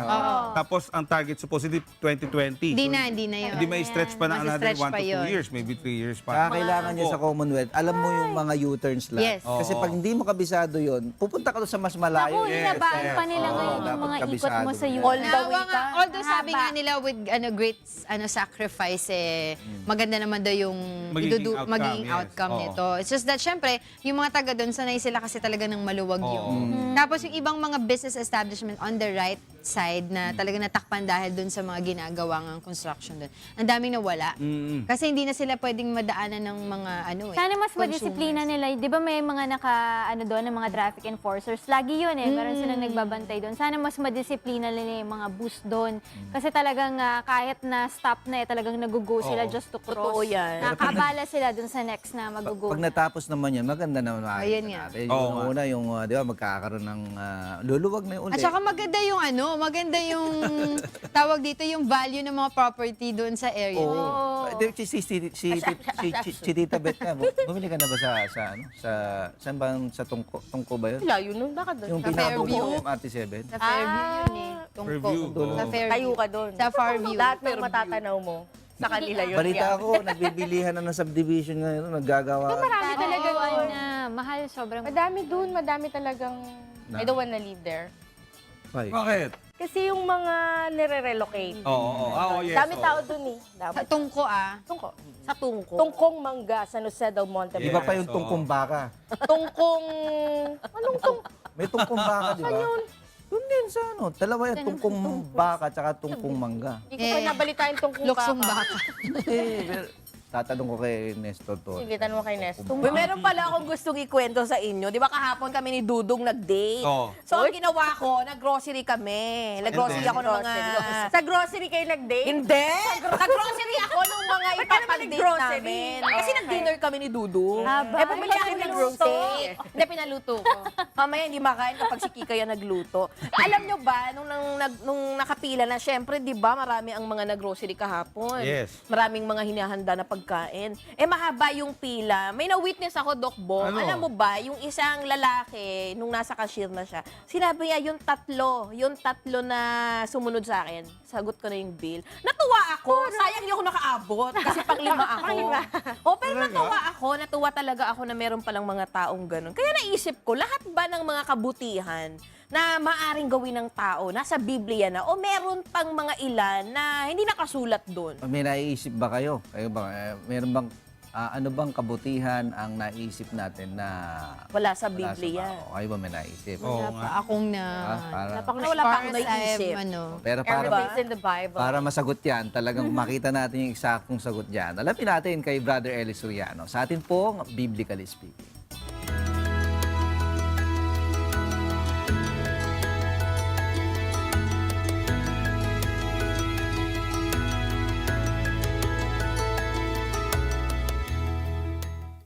Ang sagot dyan nasa Biblia sa ikalawang Timoteo 3:17. Upang ang tao ng Diyos ay maging sakdal, tinuruang lubos sa lahat ng mga gawang mabuti. Ayon. Ibig sabihin, walang gawang mabuti na hindi manggagaling sa Diyos. Lahat ng gawang kabutihan galing sa Diyos, itinuturo niya yon sa mga tao ng Diyos. Kasi ang sabi ni Pablo, upang ang tao ng Diyos ay maging sakdal, that the man of God may be perfect, thoroughly furnished unto all good works. Tinuruang lubos sa lahat ng gawang mabuti. Ang Diyos ang magtuturo ng lahat ng gawang mabuti. Walang gawang mabuti na hindi manggagaling sa Diyos. Pagka ang isang gawa ay hindi galing sa Diyos, hindi maikukonsider yun na mabuti. Maaaring sabihin pa natin yun ay kapangahasan ng isang tao. Ang paggawa ng kabutihang totoo, yung ibibigay mo dapat galing sa'yo. Hindi galing sa ninakaw mo. Mali yun. Ang ibibigay mo galing sa'yo, hindi galing sa ninakaw mo. Yun ang gawang mabuti sa Biblia. Sa isang talata ng Efeso, Kapitulo 4 at versikulo 28.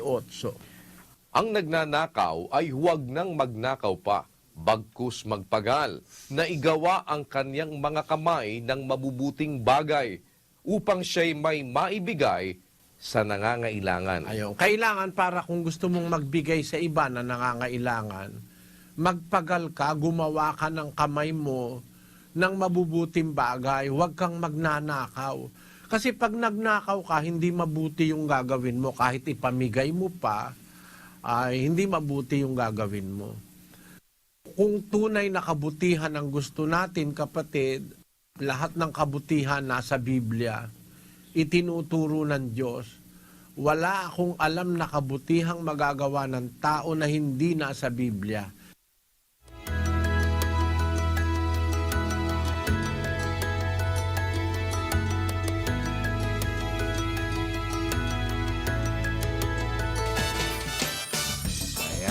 Walang kabutihan na Parang nung minsan naalala ko, kinukwento din ni Bradelli, may doktor na ayaw maniwala sa Bible, kausap niya.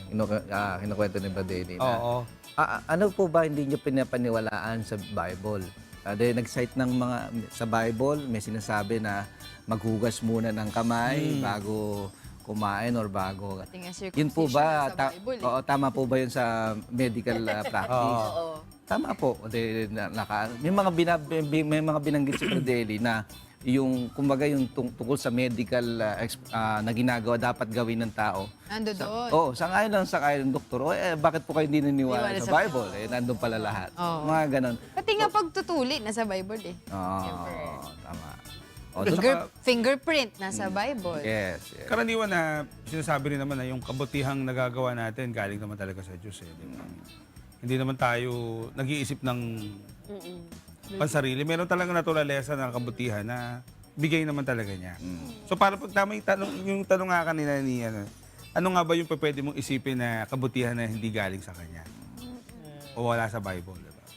Nakatuwa naman yun. Oo nga. Yan alam mo na. Doon po sa iba pang mga bagay na gustong malaman natin sa banal na kasulatan at yung mga nakakapag-isip na, baka kayo na-stress na sa buhay. Diba? Wag po kayong magpapakamatay. Manood po kayo kay Brad Eli sa UNTV. Meron kasing ganun eh. Hindi, may ganun. Nakapanood kay Brad Eli. Hindi siya tinuloy dahil may narinig siya na nasagot yung problema niya. Na kung iisipin pala niya, hindi naman pala ganun kabigat dapat na isipin niya. Yung mga ganun na instansya. Meron naman gustong pumatay. Oo. Meron pa nga. Si Brad Eli mismo gusto niyang patayin. Pero meron ganun na senaryo. Pero nung mapakinggan niya, hindi naman pala ito eh. Totoo yun. Kaya yan po ang nagagawa ng salita po ng Diyos sa Biblia. Mainam talaga pag nakikinig. Opo, at yung po mga social media accounts po natin, Facebook, ang Dating Daan TV sa Facebook at sa YouTube, ang Dating Daan. At maging sa website po natin, ang datingdaan.org. Ayun po ating mga maaari po nating puntahan. Ating verse of the day, opo, mula po sa Hebrew 13:1. Let brotherly love continue. Mamalagi nawa ang pag-ibig sa mga kapatid.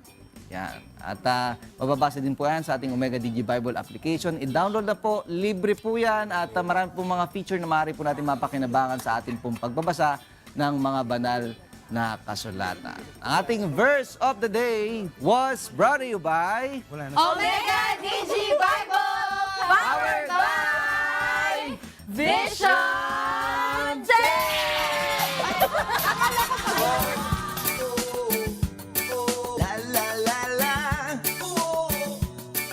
February 15, nung medyo balik tayo dahil sa ating Today in History, February 15, 1903, unang nilabas sa merkado ng Amerika ang teddy bear. Ako, I love teddy bear. Tsaka may mga tao na parang teddy bear, no? Very huggable. Tapos parang sarap ganunin. Ito. Ito, mga teddy bear. Puchiko. Pero alam niyo ba kung bakit teddy bear ang tawag? Si Tito RJ, alam yan, kinuwento niya yan sa akin. Pero alamin natin yan sa ating Today in History.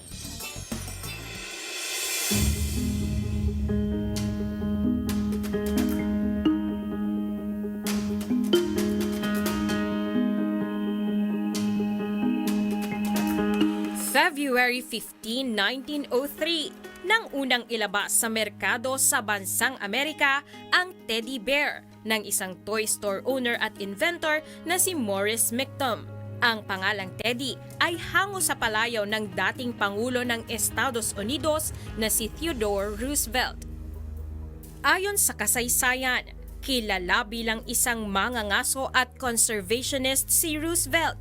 Isang panahon ay inimbitahan ng gobernador ng Mississippi ang Pangulo sa isang bear hunting trip.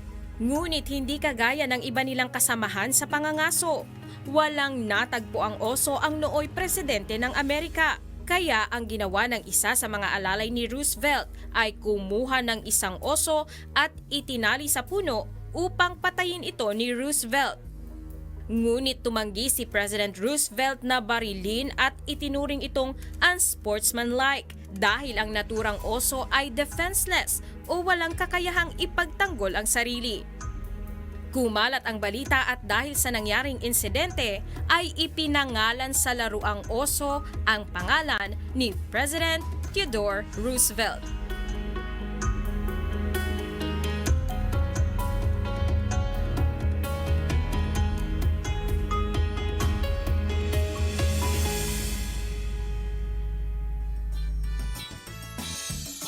O yan na, dahil yan kay President Theodore Roosevelt. Kaya pala tinawag na teddy bear. Oo, teddy bear. Pero alam niyo ba na noong 1912, yan nabasa ko.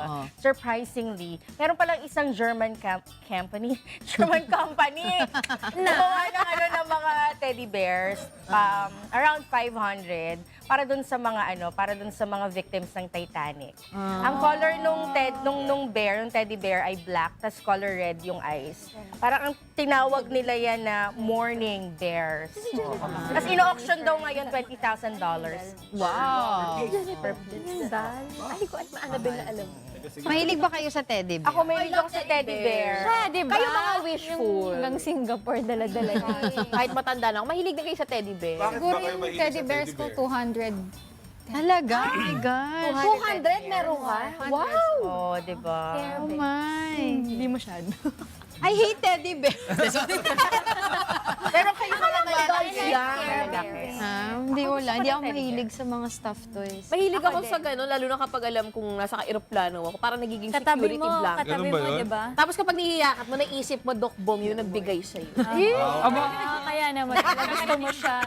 Paparinig ka para bigyan ka uli. Bigyan niya ako ulit. Luma na ba? Luma na eh, payat na eh. Pumayat? Oo. Kasi parang alam ko ha, hindi ko alam kung proven ito. Habang tumatagal, tapos kapag ginagamit mo, parang na-worn out siya. No, buti pa yung teddy bear, no? Mapayat. Pero meron din pala. Kailangan lagi i-hug ka para pumayat. Diba? Yakapin mo nga ako araw-araw.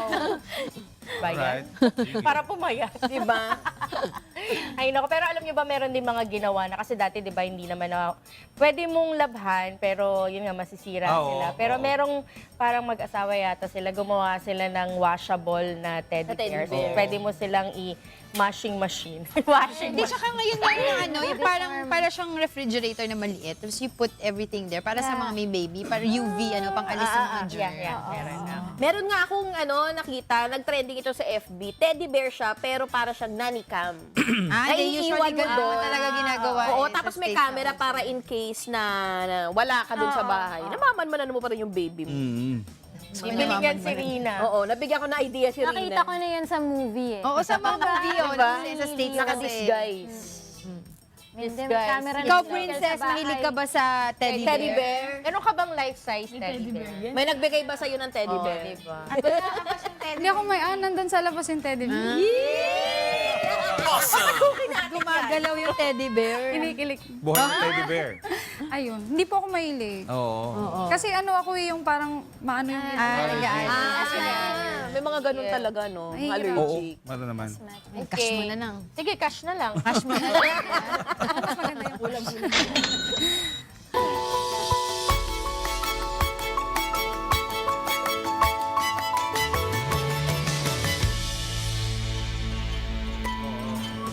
Doc Bong, Yes. it's the time of the day. Oo nga. It's very important that you Pinapawisan ba tayo ngayon? Hindi. Ako hindi pinapawisan, Mata ka pero nila, parang mainit-init. Oo. Hindi kasi Baby ko, si Mikkel, kasi asthmatic siya. Oh. Kaya kahit naka-aircon kami, pawisin Pawisin siya. siya, oo. Asthmatic kasi siya. well, may mga dahilan Baka yung may- night sweats, no? may- Kasi hindi primary common na lalo na Baka pag may primary yung lugar nyo ay Malamig. malamig, Ganun eh yung pinapawisan ka pawisan. pa, Si di Mia ba? So ano ba yung mga possible na causes? Actually, yung pag-uusapan natin, hindi yung pinapawisan ka lang basta sa bahay, ah. Ito yung talagang basang-basa ka ng pawis na halos palitan mo na yung bedsheet mo, yung unan mo. Talagang soaking wet. Yes. Yung damit mo papalitan mo dahil basang-basa ka ng pawis, no? So ano yung mga possible causes nito? Tingnan natin. Number one, yung tatawag na hyperthyroidism. Di ba lagi naman nababanggit sa discussion natin yan, yung thyroid problem. Pag hyperthyroid ka, isa sa mga common na mapapansin mo sa kanila, pawisin sila. So in and out of the room, no? Lalo na paggabi, may mga pasyente na basa ng pawis. Nagpapalpitate, payat, hindi kahit kumain ng kumain, hindi tumataba, no? So hyperactive yung hormone nila, kaya Pati yung sweating nila, na dapat napahinga na yung kanilang pamamawis, nagpapawis pa rin. Yun yun. Ano? Pangalawa, low blood sugar. Pag mababa ang sugar mo, especially for diabetic patients, ha, pag biglang bumaksak ang sugar niyan, Delikado. nagpapawis yan, cold clammy ang tawag namin dyan. So pag nakita namin walang malay, dinala sa ospital, hinawakan namin, ako basahan ng pawis, gabi, madaling araw, baksak ang sugar niyan, check nyo kagad, etc. Low blood lang, Doc Bong. Paano yung mga high blood? Kandidato din ba sila dyan? No, sa low blood sugar. Blood sugar. Sa sa high blood sugar naman, not necessarily may pawis, pero nawawalan din ng malay at halos pareho din na itsura. Ang pinakaiba lang, meron talagang sweating yung low blood. Low blood sugar, ilan ang count? Okay. Sa mga diabetic patients kasi usually, yung 140, dapat na yun. mababa na yun. mababa. Okay na yun. Up 2 hours after eating. Okay. Pero may mga cases as low as 80, 100 and below, nako, iba na yun. Hindi na makakausap ang pasyente, tulala o kaya, yun nga, namamasanan ng pawis. So pag ganon, watch out, bantayan natin. Sleep apnea, alam naman natin yan. Yan yung bigla na lang humihinto yung paghinga. Yung kasing tiyempo na huminto ang paghinga niya, di mangyayari yun. And then, biglang hihinga o pipilitin niya uling huminga. Yung pagpilit niya o magbabago uli ng babalik sa paghinga uli yung katawan natin, merong kasamang pamamawis yun kuminsan. Kasi nag-exert pala ng effort yung muscle natin. Kaya kuminsan, buwising ka, basang-basa ka na ng pawis, yung pala humahagok na kuminsan, di mo alam. So tingnan natin, no? Delikado rin kasi. Of course, acid reflux, yung tinatawag na heartburn, di ba? Although hindi masyadong pinag-aaralan pa ito yung tungkol sa sweating nila, pero there could be, may sinasabi sa mga studies na meron talagang cases na namamawis din o nagkakaroon ng pagpapawis sa gabi. No? Especially mga pasyenteng may heartburn. So, may mga studies pa silang gagawin tungkol dyan. No? So, after acid reflux, ano pa ba? Marami pa. Next is Lymphoma. yung lymphoma. No? Lymphoma, ito ay cancer. No? Cancer ng mga nung ating mga defense mechanism. No? Lymph nodes, sa marami, pwedeng sa bone marrow yan, etc. etc. So isa sa mga mapapansin natin dyan, may mga nagpe-perspire lalo sa gabi. No? So para bang ang pinag-uusapan natin dito is, kung hindi mo alam yung dahilan ng perspiration mo, mas mabuti pang alamin mo na. Lalo na kung soaking wet ka. Kasi nga, baka akala mo, Hindi normal mainit lang. yun, Yes, no? kung nasa air-conditioned room ka, lahat ng katabi mo nakakumot na, ikaw naman tagaktak ng pawis diyan. You have to think twice. Tingnan natin, baka mamaya problema. And it could be a cancer, 'di ba? Kamukha niyan. Of course, may mga gamot kasing pinagpapawisan din pag ininom mo. Ano bang mga gamot yun? Dami. Malakas yung tama Acetaminophen, aspirin, pwede kang pawisan diyan. Of course, steroids, no? If you take too much of these medications, may mga side effects. So basically, pag nagkaroon ka na ng ganong side effects, magpa-review ka na sa doktor kasi masisira ang immune system mo or yung glands mo para sa sweating, sa pagpapamawis. No? Nag-overload ka actually, delikado yon. Of course, tuberculosis, TB, ubo, pamamayat, panlalata, walang ganong kumain, and then may night sweats yan most of the time. At least 1/4 of those patients may mga reports na ganyan. Anxiety. Sa maghapon, pag medyo anxious ka, ang dahil mo iniisip, problematika, kabado ka, nag-iintindi ka, may sweating ka, lalo, yes, panic mode. Pwede rin pala mangyari sa gabi. Pwede rin pala, lalo na kung hindi ka makatulog, ang laki ng problema mo, etc., you sweat. No? Of course, HIV. Part and parcel lang nung sakit. No? Although, most of the time, reportable, may mga ibang cases na gano'n ang unang complaints. At papawis ako ng pawis. Wala naman akong sakit. Nagtatrabaho ako 8 hours a day. Pero pagdating ng gabi, ayun na. Yung pala, syempre, baka may history ng promiscuous activity dati pa, ipatingin na natin, baka nga mamaya, para ma-detect agad yung sakit. Imagine mo, pawis pa lang ang nakikita mo, mahuhuli mo na o malalaman mo na yung problema. It's good, no? Of course, tumors, ang dami. Prostate cancer, ovarian mass, mga bukol sa ovary, kidney problem, breast hindi masyado So, more on those areas, pwedeng ang presentation is night sweats. So, well, hormonal imbalance. No? Pag overloading ng hormones, pati lahat ng areas mo ng body, yun nga, sinasabi nila pati yung sweat glands mo nag-overload. Nagpapawis ka talaga. Of course, menopausal. Ang hirap i-define kasi sa menopausal, merong tinatawag na hot flashes. No? So, yun naman, in and out doon sa pagmalapit ka ng mag-retirement. Doon sa ganung... Yung ovaries mo. yes, nagta-time out na. So, isa sa mga side effects, night sweating or yung hot flashes. Yung hot flashes pwedeng early evening or yung late evening, tapos pawis ng pasyente. Infection, ang daming pwedeng pag-usapan dyan. So, suffice it to say na may mga sakit, may mga infection sa katawan. Alam mo isa, may patient ako, pamamawis ang presentation niya. Nung tinest namin, wala kami makita, pero we did a CT scan. It turned out meron palang nana sa atay. Sorry dun sa mga nagbe-breakfast. Pyogenic abscess. Imagine that. Wala nga female lagnat siya, pero grabe pagdating ng gabi, talagang tagaktak siya. So wala kami makitang problema. We did a thorough investigation. CT scan was done. Ayun nga. Turned out, ayun. Of course, pheochromocytoma. This is a mass o parang mga bukol yan doon sa upper part ng kidney, sa adrenal glands natin. Ito ay isang glandula ng katawan sa ibabaw ng kidney na, side effects, night sweats pa rin, sweating, hypertension, etc. So tingnan mo, mataas ang BP mo, namamawis ka, hindi ka naman kinakabahan, wala ka naman problemang mabigat, what could be the cause? CT scan-wise, nakita may bukol ka pala doon. So imagine that. Of course, you have to find relief. Talk to your doctor. I-adjust mo muna yung air conditioning sa bahay kung naka-aircon ka or open mo yung windows. Huwag ka magsuot ng mga mahirap. May damit sa gabi na yung mga pajamas na nakaka-absorb ng di ba? Parang Mga makakapalang tela. yes, wag yung mga gano'n na klase ng tela kasi lalo ka mamamawis. Pero kunyari nakahalos kumot na lang ang suot mo, namamawis ka pa rin. Teka muna. Go to the doctor talaga. Magpatingin ka talaga. Oo, meron pang gamot na pwede i-control yung sweat. Kasi baka mamaya nasa social gathering ka tapos basang-basa yung mo, parang jahe naman yung ganyan. The question is which area of your body is sweating talaga?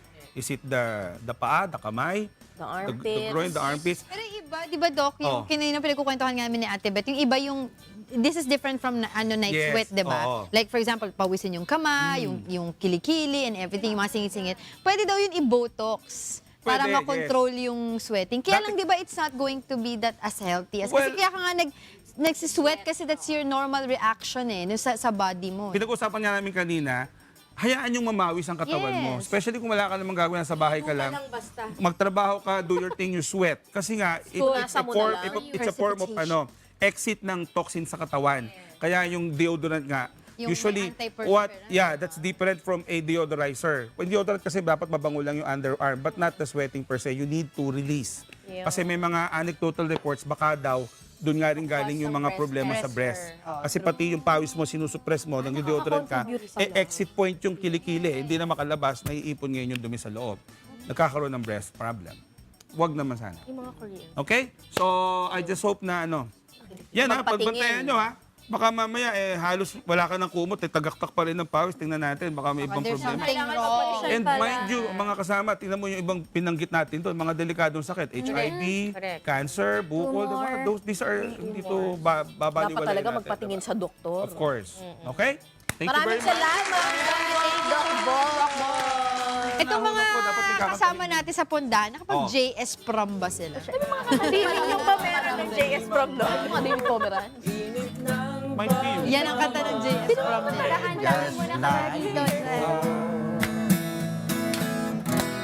Sana ay wish ko lang. Ay, naku. Yan, nandito ang wishful. Usapan na rin. Andito yung wishful tree. Oo nga kasi tutulungan nila. Oo, Wishful nandun yung tree. dalawa. Wishful tree. Okay. Hindi kasi mabuti na lang nandito sila dahil pag-uusapan natin yung Wishcovery, di ba? Lubos kasi ang pasasalamat ni Wishcovery Season 2 Grand Finalist Nashreen Casas sa suporta ng kanyang mga kababayan sa Cebu. Kagabi, pinamalas ni Nashreen sa mga Cebuano ang kanyang angking galing sa pag-awit sa home concert nito bago ang Grand Finals ng Wishcovery Season 2. Pakinggan natin yung bang report ni Gladys Tuabi.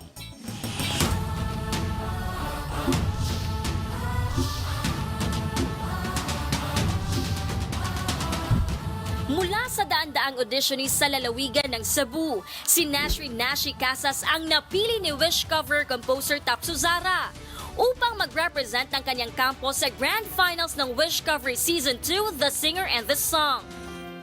wakas na lang kita mamahalin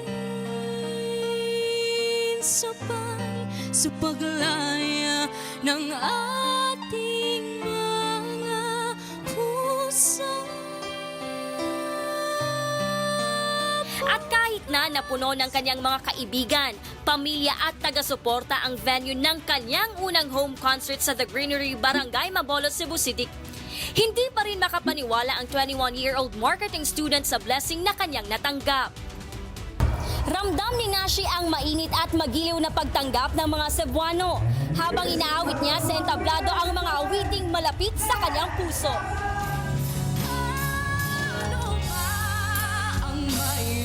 Sila hindi matatagpuan sa akin ako nga ba ay kakaiba. Ayon kay Nashi, iniaalay niya sa kanyang pamilya at supporters ang home tour concert dahil sa walang sawang suporta na ipinakita ng mga ito sa simula pa lang ng kanyang Wish coverage journey. Sa first concert ko po, sobrang saya po kasi po di ko po in-expect nga ganun po kadami yung taong pupunta. Kasi I'm just an ordinary person. Dinededicate ko po itong concert na to sa mga supporters ko po, families, kasi po sila po yung nandyan palagi para sa akin po. Nangako naman ang fans ng Rising Star ng Cebu na patuloy ang kanilang suporta hanggang sa maabot ito ang pangarap na makilala sa Philippine music industry. Of course, we will give our 100% support. If there is 101%, we will also push our best to share, especially sa power viewing po niya. So, share lang ng share since we have unlimited naman internet, so we can also use of our all resources para naman po mabigay yung support na kinakailangan. Actually, I will help her to, especially sa power viewing. I will tell all my friends to share, to watch, and then we will go to Manila also to support her. Labi na karon niya, compete sa finals. So mas nakita na ko ang iyahang desire, ang iyahang potential jud ug ang iyahang skills nga gikan sa una hangtod karon is dako jud diferensya.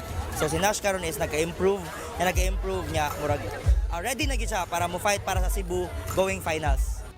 Excited naman si Nashi na maiparinig sa publiko ang entry ng kanilang kampo sa Grand Finals, ang awit na ginawa ng kanyang mentor na si Tap Suzara na kanyang binigyang buhay.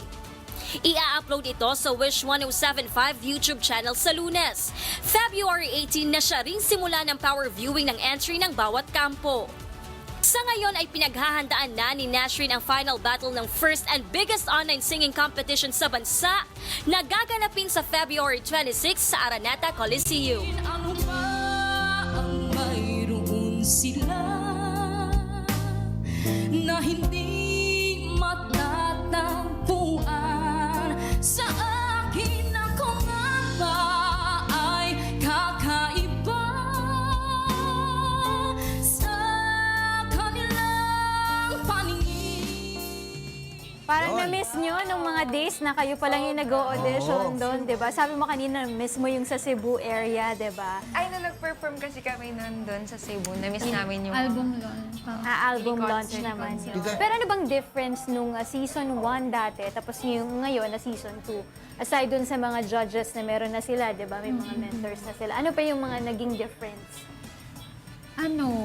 Kasi nung simula pa lang namin, round episode 1, meron ng power viewing. Nito. Sila po, grand finals na yung power viewing nila. Ano pa ba? Iba to.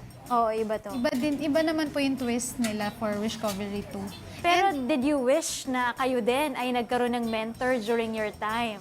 Ayan did you wish? Siyempre po. Pero actually, yung mga judges, naging mentor naman po namin sila. So, after nung mga performance namin, nagbibigay sila ng mga tips, kung paano pa namin ma-improve yung performance. Oo, pero hindi yung iba to kasi ngayon may mga camp tayo, Yes. di ba? Na mga scenes. Ayan. Tsaka mismo original composition nung ano. Oo, ang kakantahin nila, di ba? Oo, Impression, para sila ay di ba? makapasok. Tama. O kayo na ang mag-invite. Kailan nga ba itong ating Wish Finals, Grand Finals Night? Ayan po, once again, sa lahat po ng ating mga kasambahay, to all our wishers, may we all support na yung ating pong 8 Grand Finalists for Wishcovery Season 2. Sana po makapunta kayo, makanood kayo at makasupport po kayo sa kanila. On February 26, Smart Araneta Coliseum po yan. I think 7 p.m. po ba? Yan. Sana 7 po wag po kayong magsawang sumuporta sa Wishcovery kasi doon din po kami galing. Nandyan po kami, abangan niyo po. Abangan niyo ang Wishfuls. Nandyan din sila sa Smart Araneta Coliseum on Feb 26.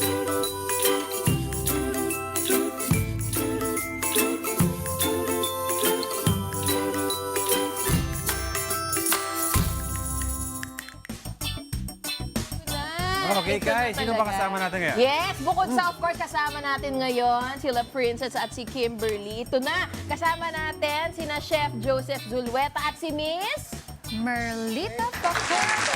Pamilya Facundo. Oo, Pamilya Facundo pala ito. Ano yung breakfast natin ngayon? Bali, ang breakfast po natin ay Mickey. Mickey with the pancit Mickey lapu-lapu. Wow! Masarap ito, Tito Pancit Diego. na lapu-lapu. Oo, Okay, di game, ba? ingredients. Bali, ingredients po natin ay sibuyas, mantika,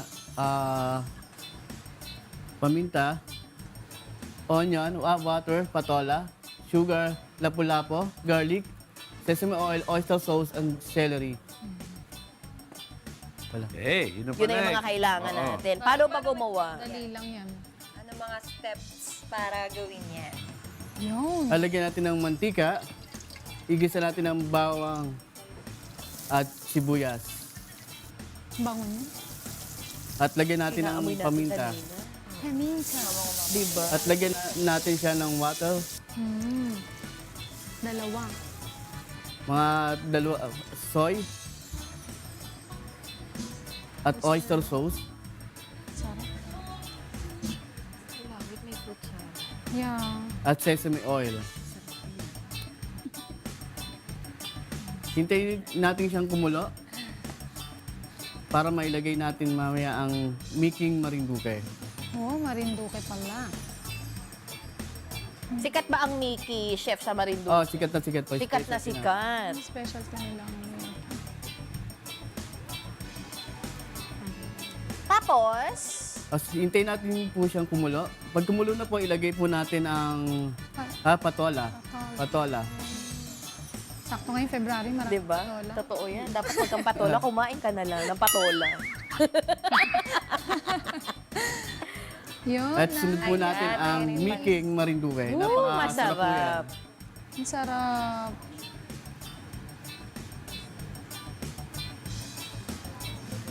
Ito na yung ating Mickey. Tapos, Hintayin natin pong kumulo. anong nilagay nyo, chef? Paminta ba yun? Yung Paminta. Ito na. Wow! Napakasarap. Tapos meron pa silang niluto dito. Ano ba yung katabi niyan? Meron pa kaming chicken with peanut butter sauce. Napakasarap po niyan. Ay, naku. Tapos ito, yung katabi niyan, yung ating dessert. Yan, gawa ni Mami. Oo. Ang dala ko naman is buko salad, special buko salad. Oh, mahilig tayo dyan. Parang Christmas lang. Oo. Tapos, So, saan po namin kayo pwedeng makontak? Pwedeng makontak. My number is 0921-352-7505 or at sa Facebook, Susmita Solro. Yan po. Sa akin naman po, sa Mickey Marinduque, order po lang kayo sa page namin, Calix PH. Calix PH. Ang number po namin, 0997-263-5115.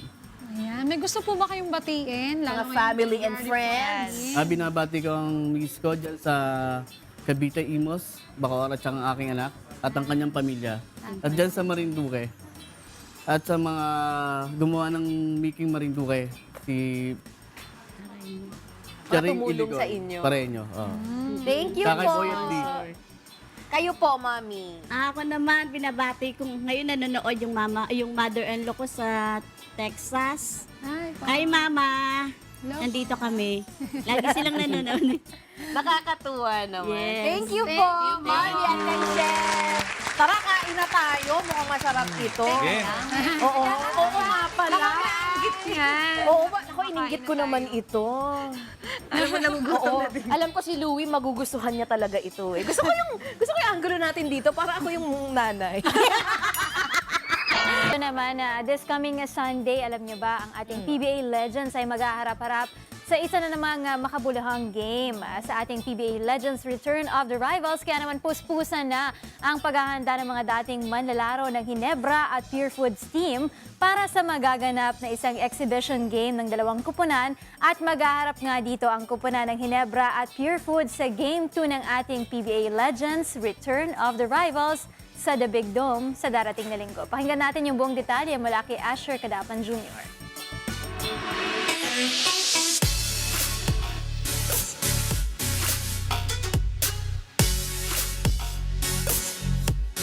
Ibubuhos ang lahat sa ngalan ng pagtulong sa kapwa. Ito ang isa sa nagsisilbing motibasyon ng mga PBA legend sa kanilang pagsabak sa PBA Legends Return of the Rivals exhibition match. Bukod sa Alaska at San Miguel, puspusan na rin ang paghahanda ng mga dating manlalaro ng Pure Foods at Ginebra para sa kanilang paghaharap sa linggo sa The Big Dome.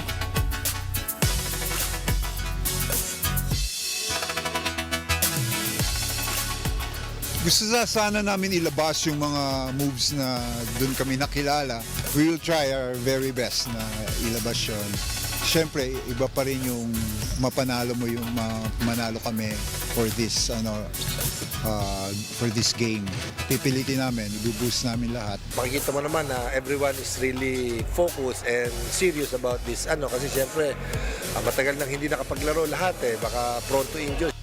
Excited ang mga dating sikat na basketbolista na muling tumapak sa hardcourt upang magbigay aliw sa kanilang mga fans. Sa tingin ko lahat tayo sorpresa, pati ako, because marami dito is hindi naman talagang naglalaro ng tuloy-tuloy. So it's going to be a combination, I guess. You can see some flashes of the old times. Saka mas marami yung mas mabagal ng konti. Sa darating ng February 17 siguro maganda ito dahil pinakahandaan ko dating mga players. So dito maalam ko sino mga kondisyon Bukod sa hatid na entertainment ng Return of the Rivals, isa sa malaking motibasyon ng mga manlalaro ay ang pagkakataong makatulong sa kanilang mga kapwa basketbolista na nangangailangan ng tulong medikal. Of course, yung siyempre magkikita-kita, maglalaro, magkakasama kami mga former teammates ko. Pero ang maganda nangyari yung goal na gusto namin mangyari na matulungan namin yung mga ibang nangangailangan na mga kasamahan namin. Kaya nagpapasalamat ako kay Kuya Daniel, grabe suporta sa amin. Yung mga ganitong events, siyempre yung makakatulong kahit pa paano, una-una, makikita pa kami naglalaro yung mga dating PBA player, tapos makikita na medyo fit ka pa. So magiging motivation din sa kanila yon na para maging alagaan din nila yung mga sarili nila and maging pakondisyon pa sila lalo. Ang reunion game ng PBA Legends sa Return of the Rivals ay mapapanood din ng live sa UNTV.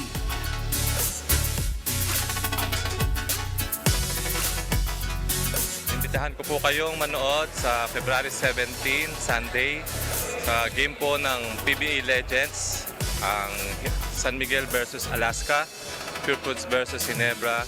Kita po tayo doon. Magkita-kita po tayo sa Sunday at makasama kayong muli. Nandiyan po halos lahat yung mga kasama natin dati.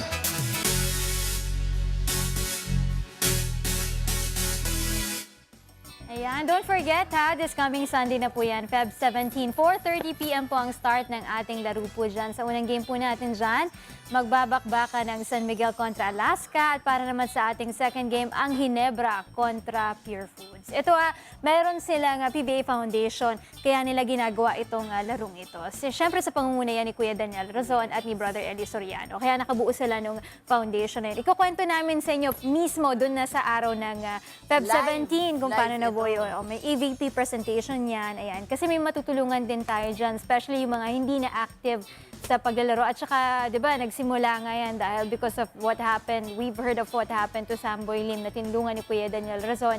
At ngayon, ito, nakabuo tayo ng PBA Foundation. At ito na yung mga maglalaro dito. Full support yung mga players. Meron pa dito nga player na umuwi pa galing Australia, ha, just to be able to play for his team. So may mga galing ding mga provinces. Makikipagkwentuhan tayo dun sa mga players na missing in action na rin na nasa provinces tapos biglang lang bumalik dito para makapaglaro sila this coming Sunday. Ayan ang ating game for Feb 17. Abangan natin. Talaga? Pero may gusto ko kong itanong sa inyo, kayo ba mahilig kayo kumain ng tahong? Tahong? Oo. Yes. Natanong ko lang kung ba mahilig kayo kumain ng talong. Oo. Mahilig kasi ako. Tahong? Mahilig. Tahong? Tahong ba talong? Oo. Pero ito nakakatuwa kasi. Nadala lang ako. Naisip ko lang naman. Nakakatuwa kasi at nakaka-inspire yung mga may edad na tapos nakikita mo sila na nagtatrabaho pa rin para sa kanilang mga pamilya. At dahil nagsisilbi silang inspirasyon, tayong mga kababayan na nagpapaabot ng tulong sa mga katulad nila. At yan ang ating something good for today.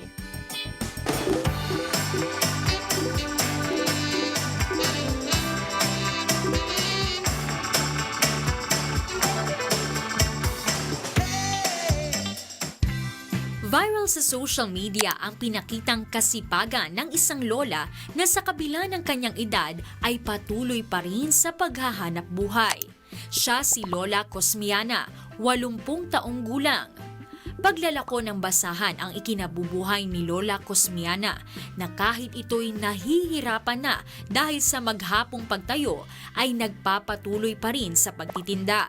Ayon sa ilang netizens, may ilan sa ating mga kababayan ang nagpaabot na ng tulong kay Lola Cosmiana gaya ng pagbibigay ng bigas at salapi, ngunit ninanais pa rin ito na maghanap buhay.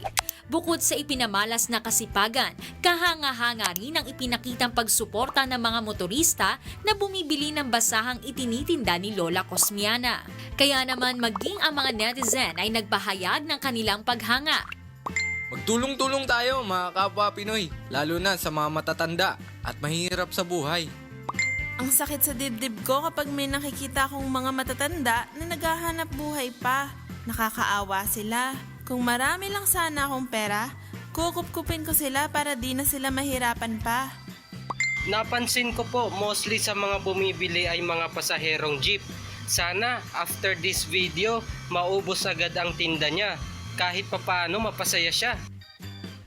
Sa ngayon, ang viral video na ito ay umani na ng 143,000 views at lagpas 3,300 reactions. Ang mga bagay na ito ay nagpapatunay lamang na kahit sa isang simpleng paraan ay maaari tayong makatulong ng malaki sa ating kapwa.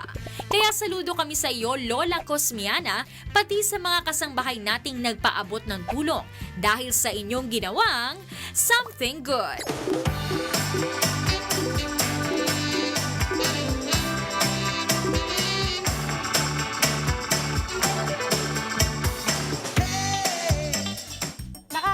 Naman yung mga kababayan natin na tumatangkilik dun sa produkto ni Lola. Yes. Na, alam mo, dapat talaga yung mga ganyan yung mga taong ating tinutulungan. Kasi, oo. Pag nagtitinda matanda, parang huwag ka natatawad. Kasi exactly. yung itatawad mo, Tulong malaking na bagay na yun sa kanila. Pambili na rin nila yun ng gamot. No? Kaya, kunin sukli mo eh.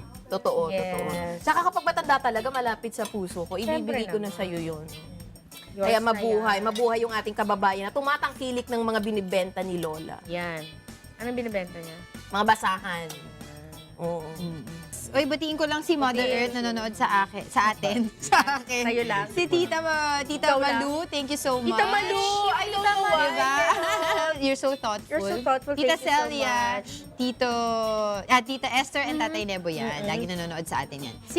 Si Tita Rosemary Malabon din na good morning. At saka si Ma'am Edwina Ito unang Japan. Si Tintin, si Daiju Cassandra. Yan, good morning. Ted, good morning. Si Mikel, happy 15th month. Ako yan, si Kay Mikel. Mikel. Tuloy na yung tahong mo, Kigay. Good morning kay Mikel. Kay Mama Awen, Papa Ito talaga yung tinatanong ko kanina, di ba? Ulitin na, take two. Oo. Kumakain ba kayo? Kumakain ba kayo ng talong? Depende sa luto. Iba yung Akala ko iba yung talong. Depende sa luto. Bakit? Bakit ako? Ano yung gusto nyong luto? Bake o kaya ano. Ano tawag Tayo, doon? sir, bake. Ano, Jego. I don't swam ba tawag doon? Yung gigisa. Yung ginigisa. Nilagyan ng corn. Masarap din yan. I don't know how. Swami. Alamin natin yan na. Kasi meron tayong chef na isa sa kanyang mga specialty, itong tahong dish na ipinimana sa kanya ng kanyang mother dearest. Kung anong klaseng luto ng tahong yan, alamin natin yan sa ating Cook It Right, Pamana!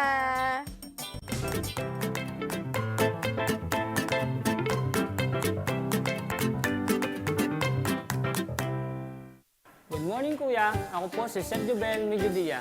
Welcome po sa another episode ng Cook It Right, Pamana. Nakakasambayang i-share ko po sa inyo ngayon ay ang pinamana sa akin ng aking nanay na si Peli Mediodía ay ang baked tahong.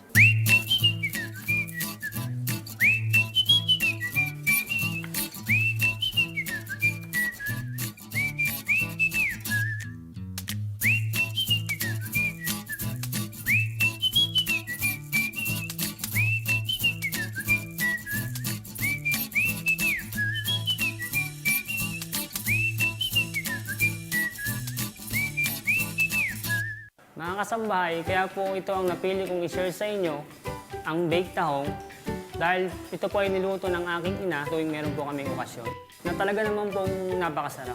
Kaya naman pong gusto ko ituro sa inyo, lutuin ang baked tahong. Narito na po ang mga sangkap na ating gagamitin.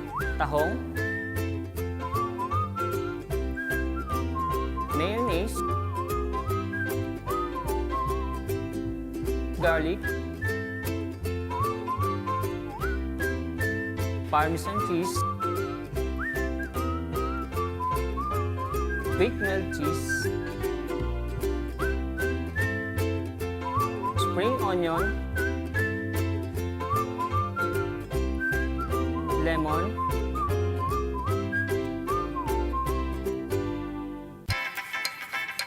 narito na po ang step by step kung paano gawin ang baked tahong.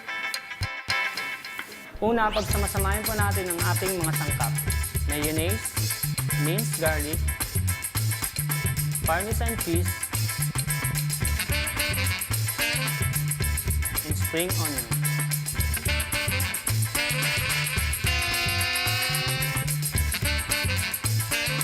After po natin mamix yung ating mga ingredients, sunod po ay i-blend na po natin ang ating tahong.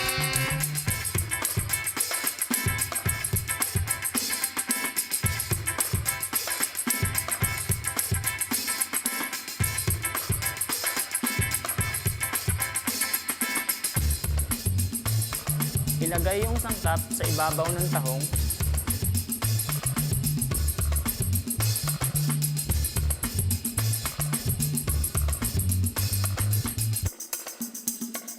Lagyan ng cheese yung ibabaw ng tahong. Ready to bake na po ang ating tahong.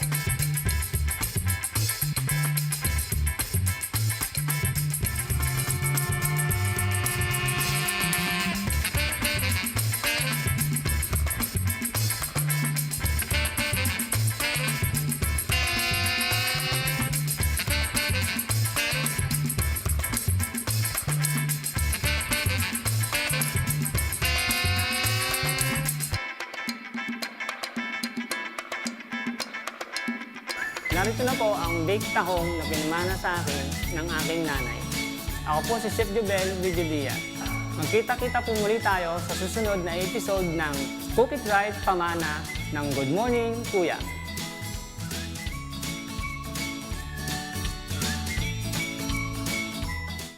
At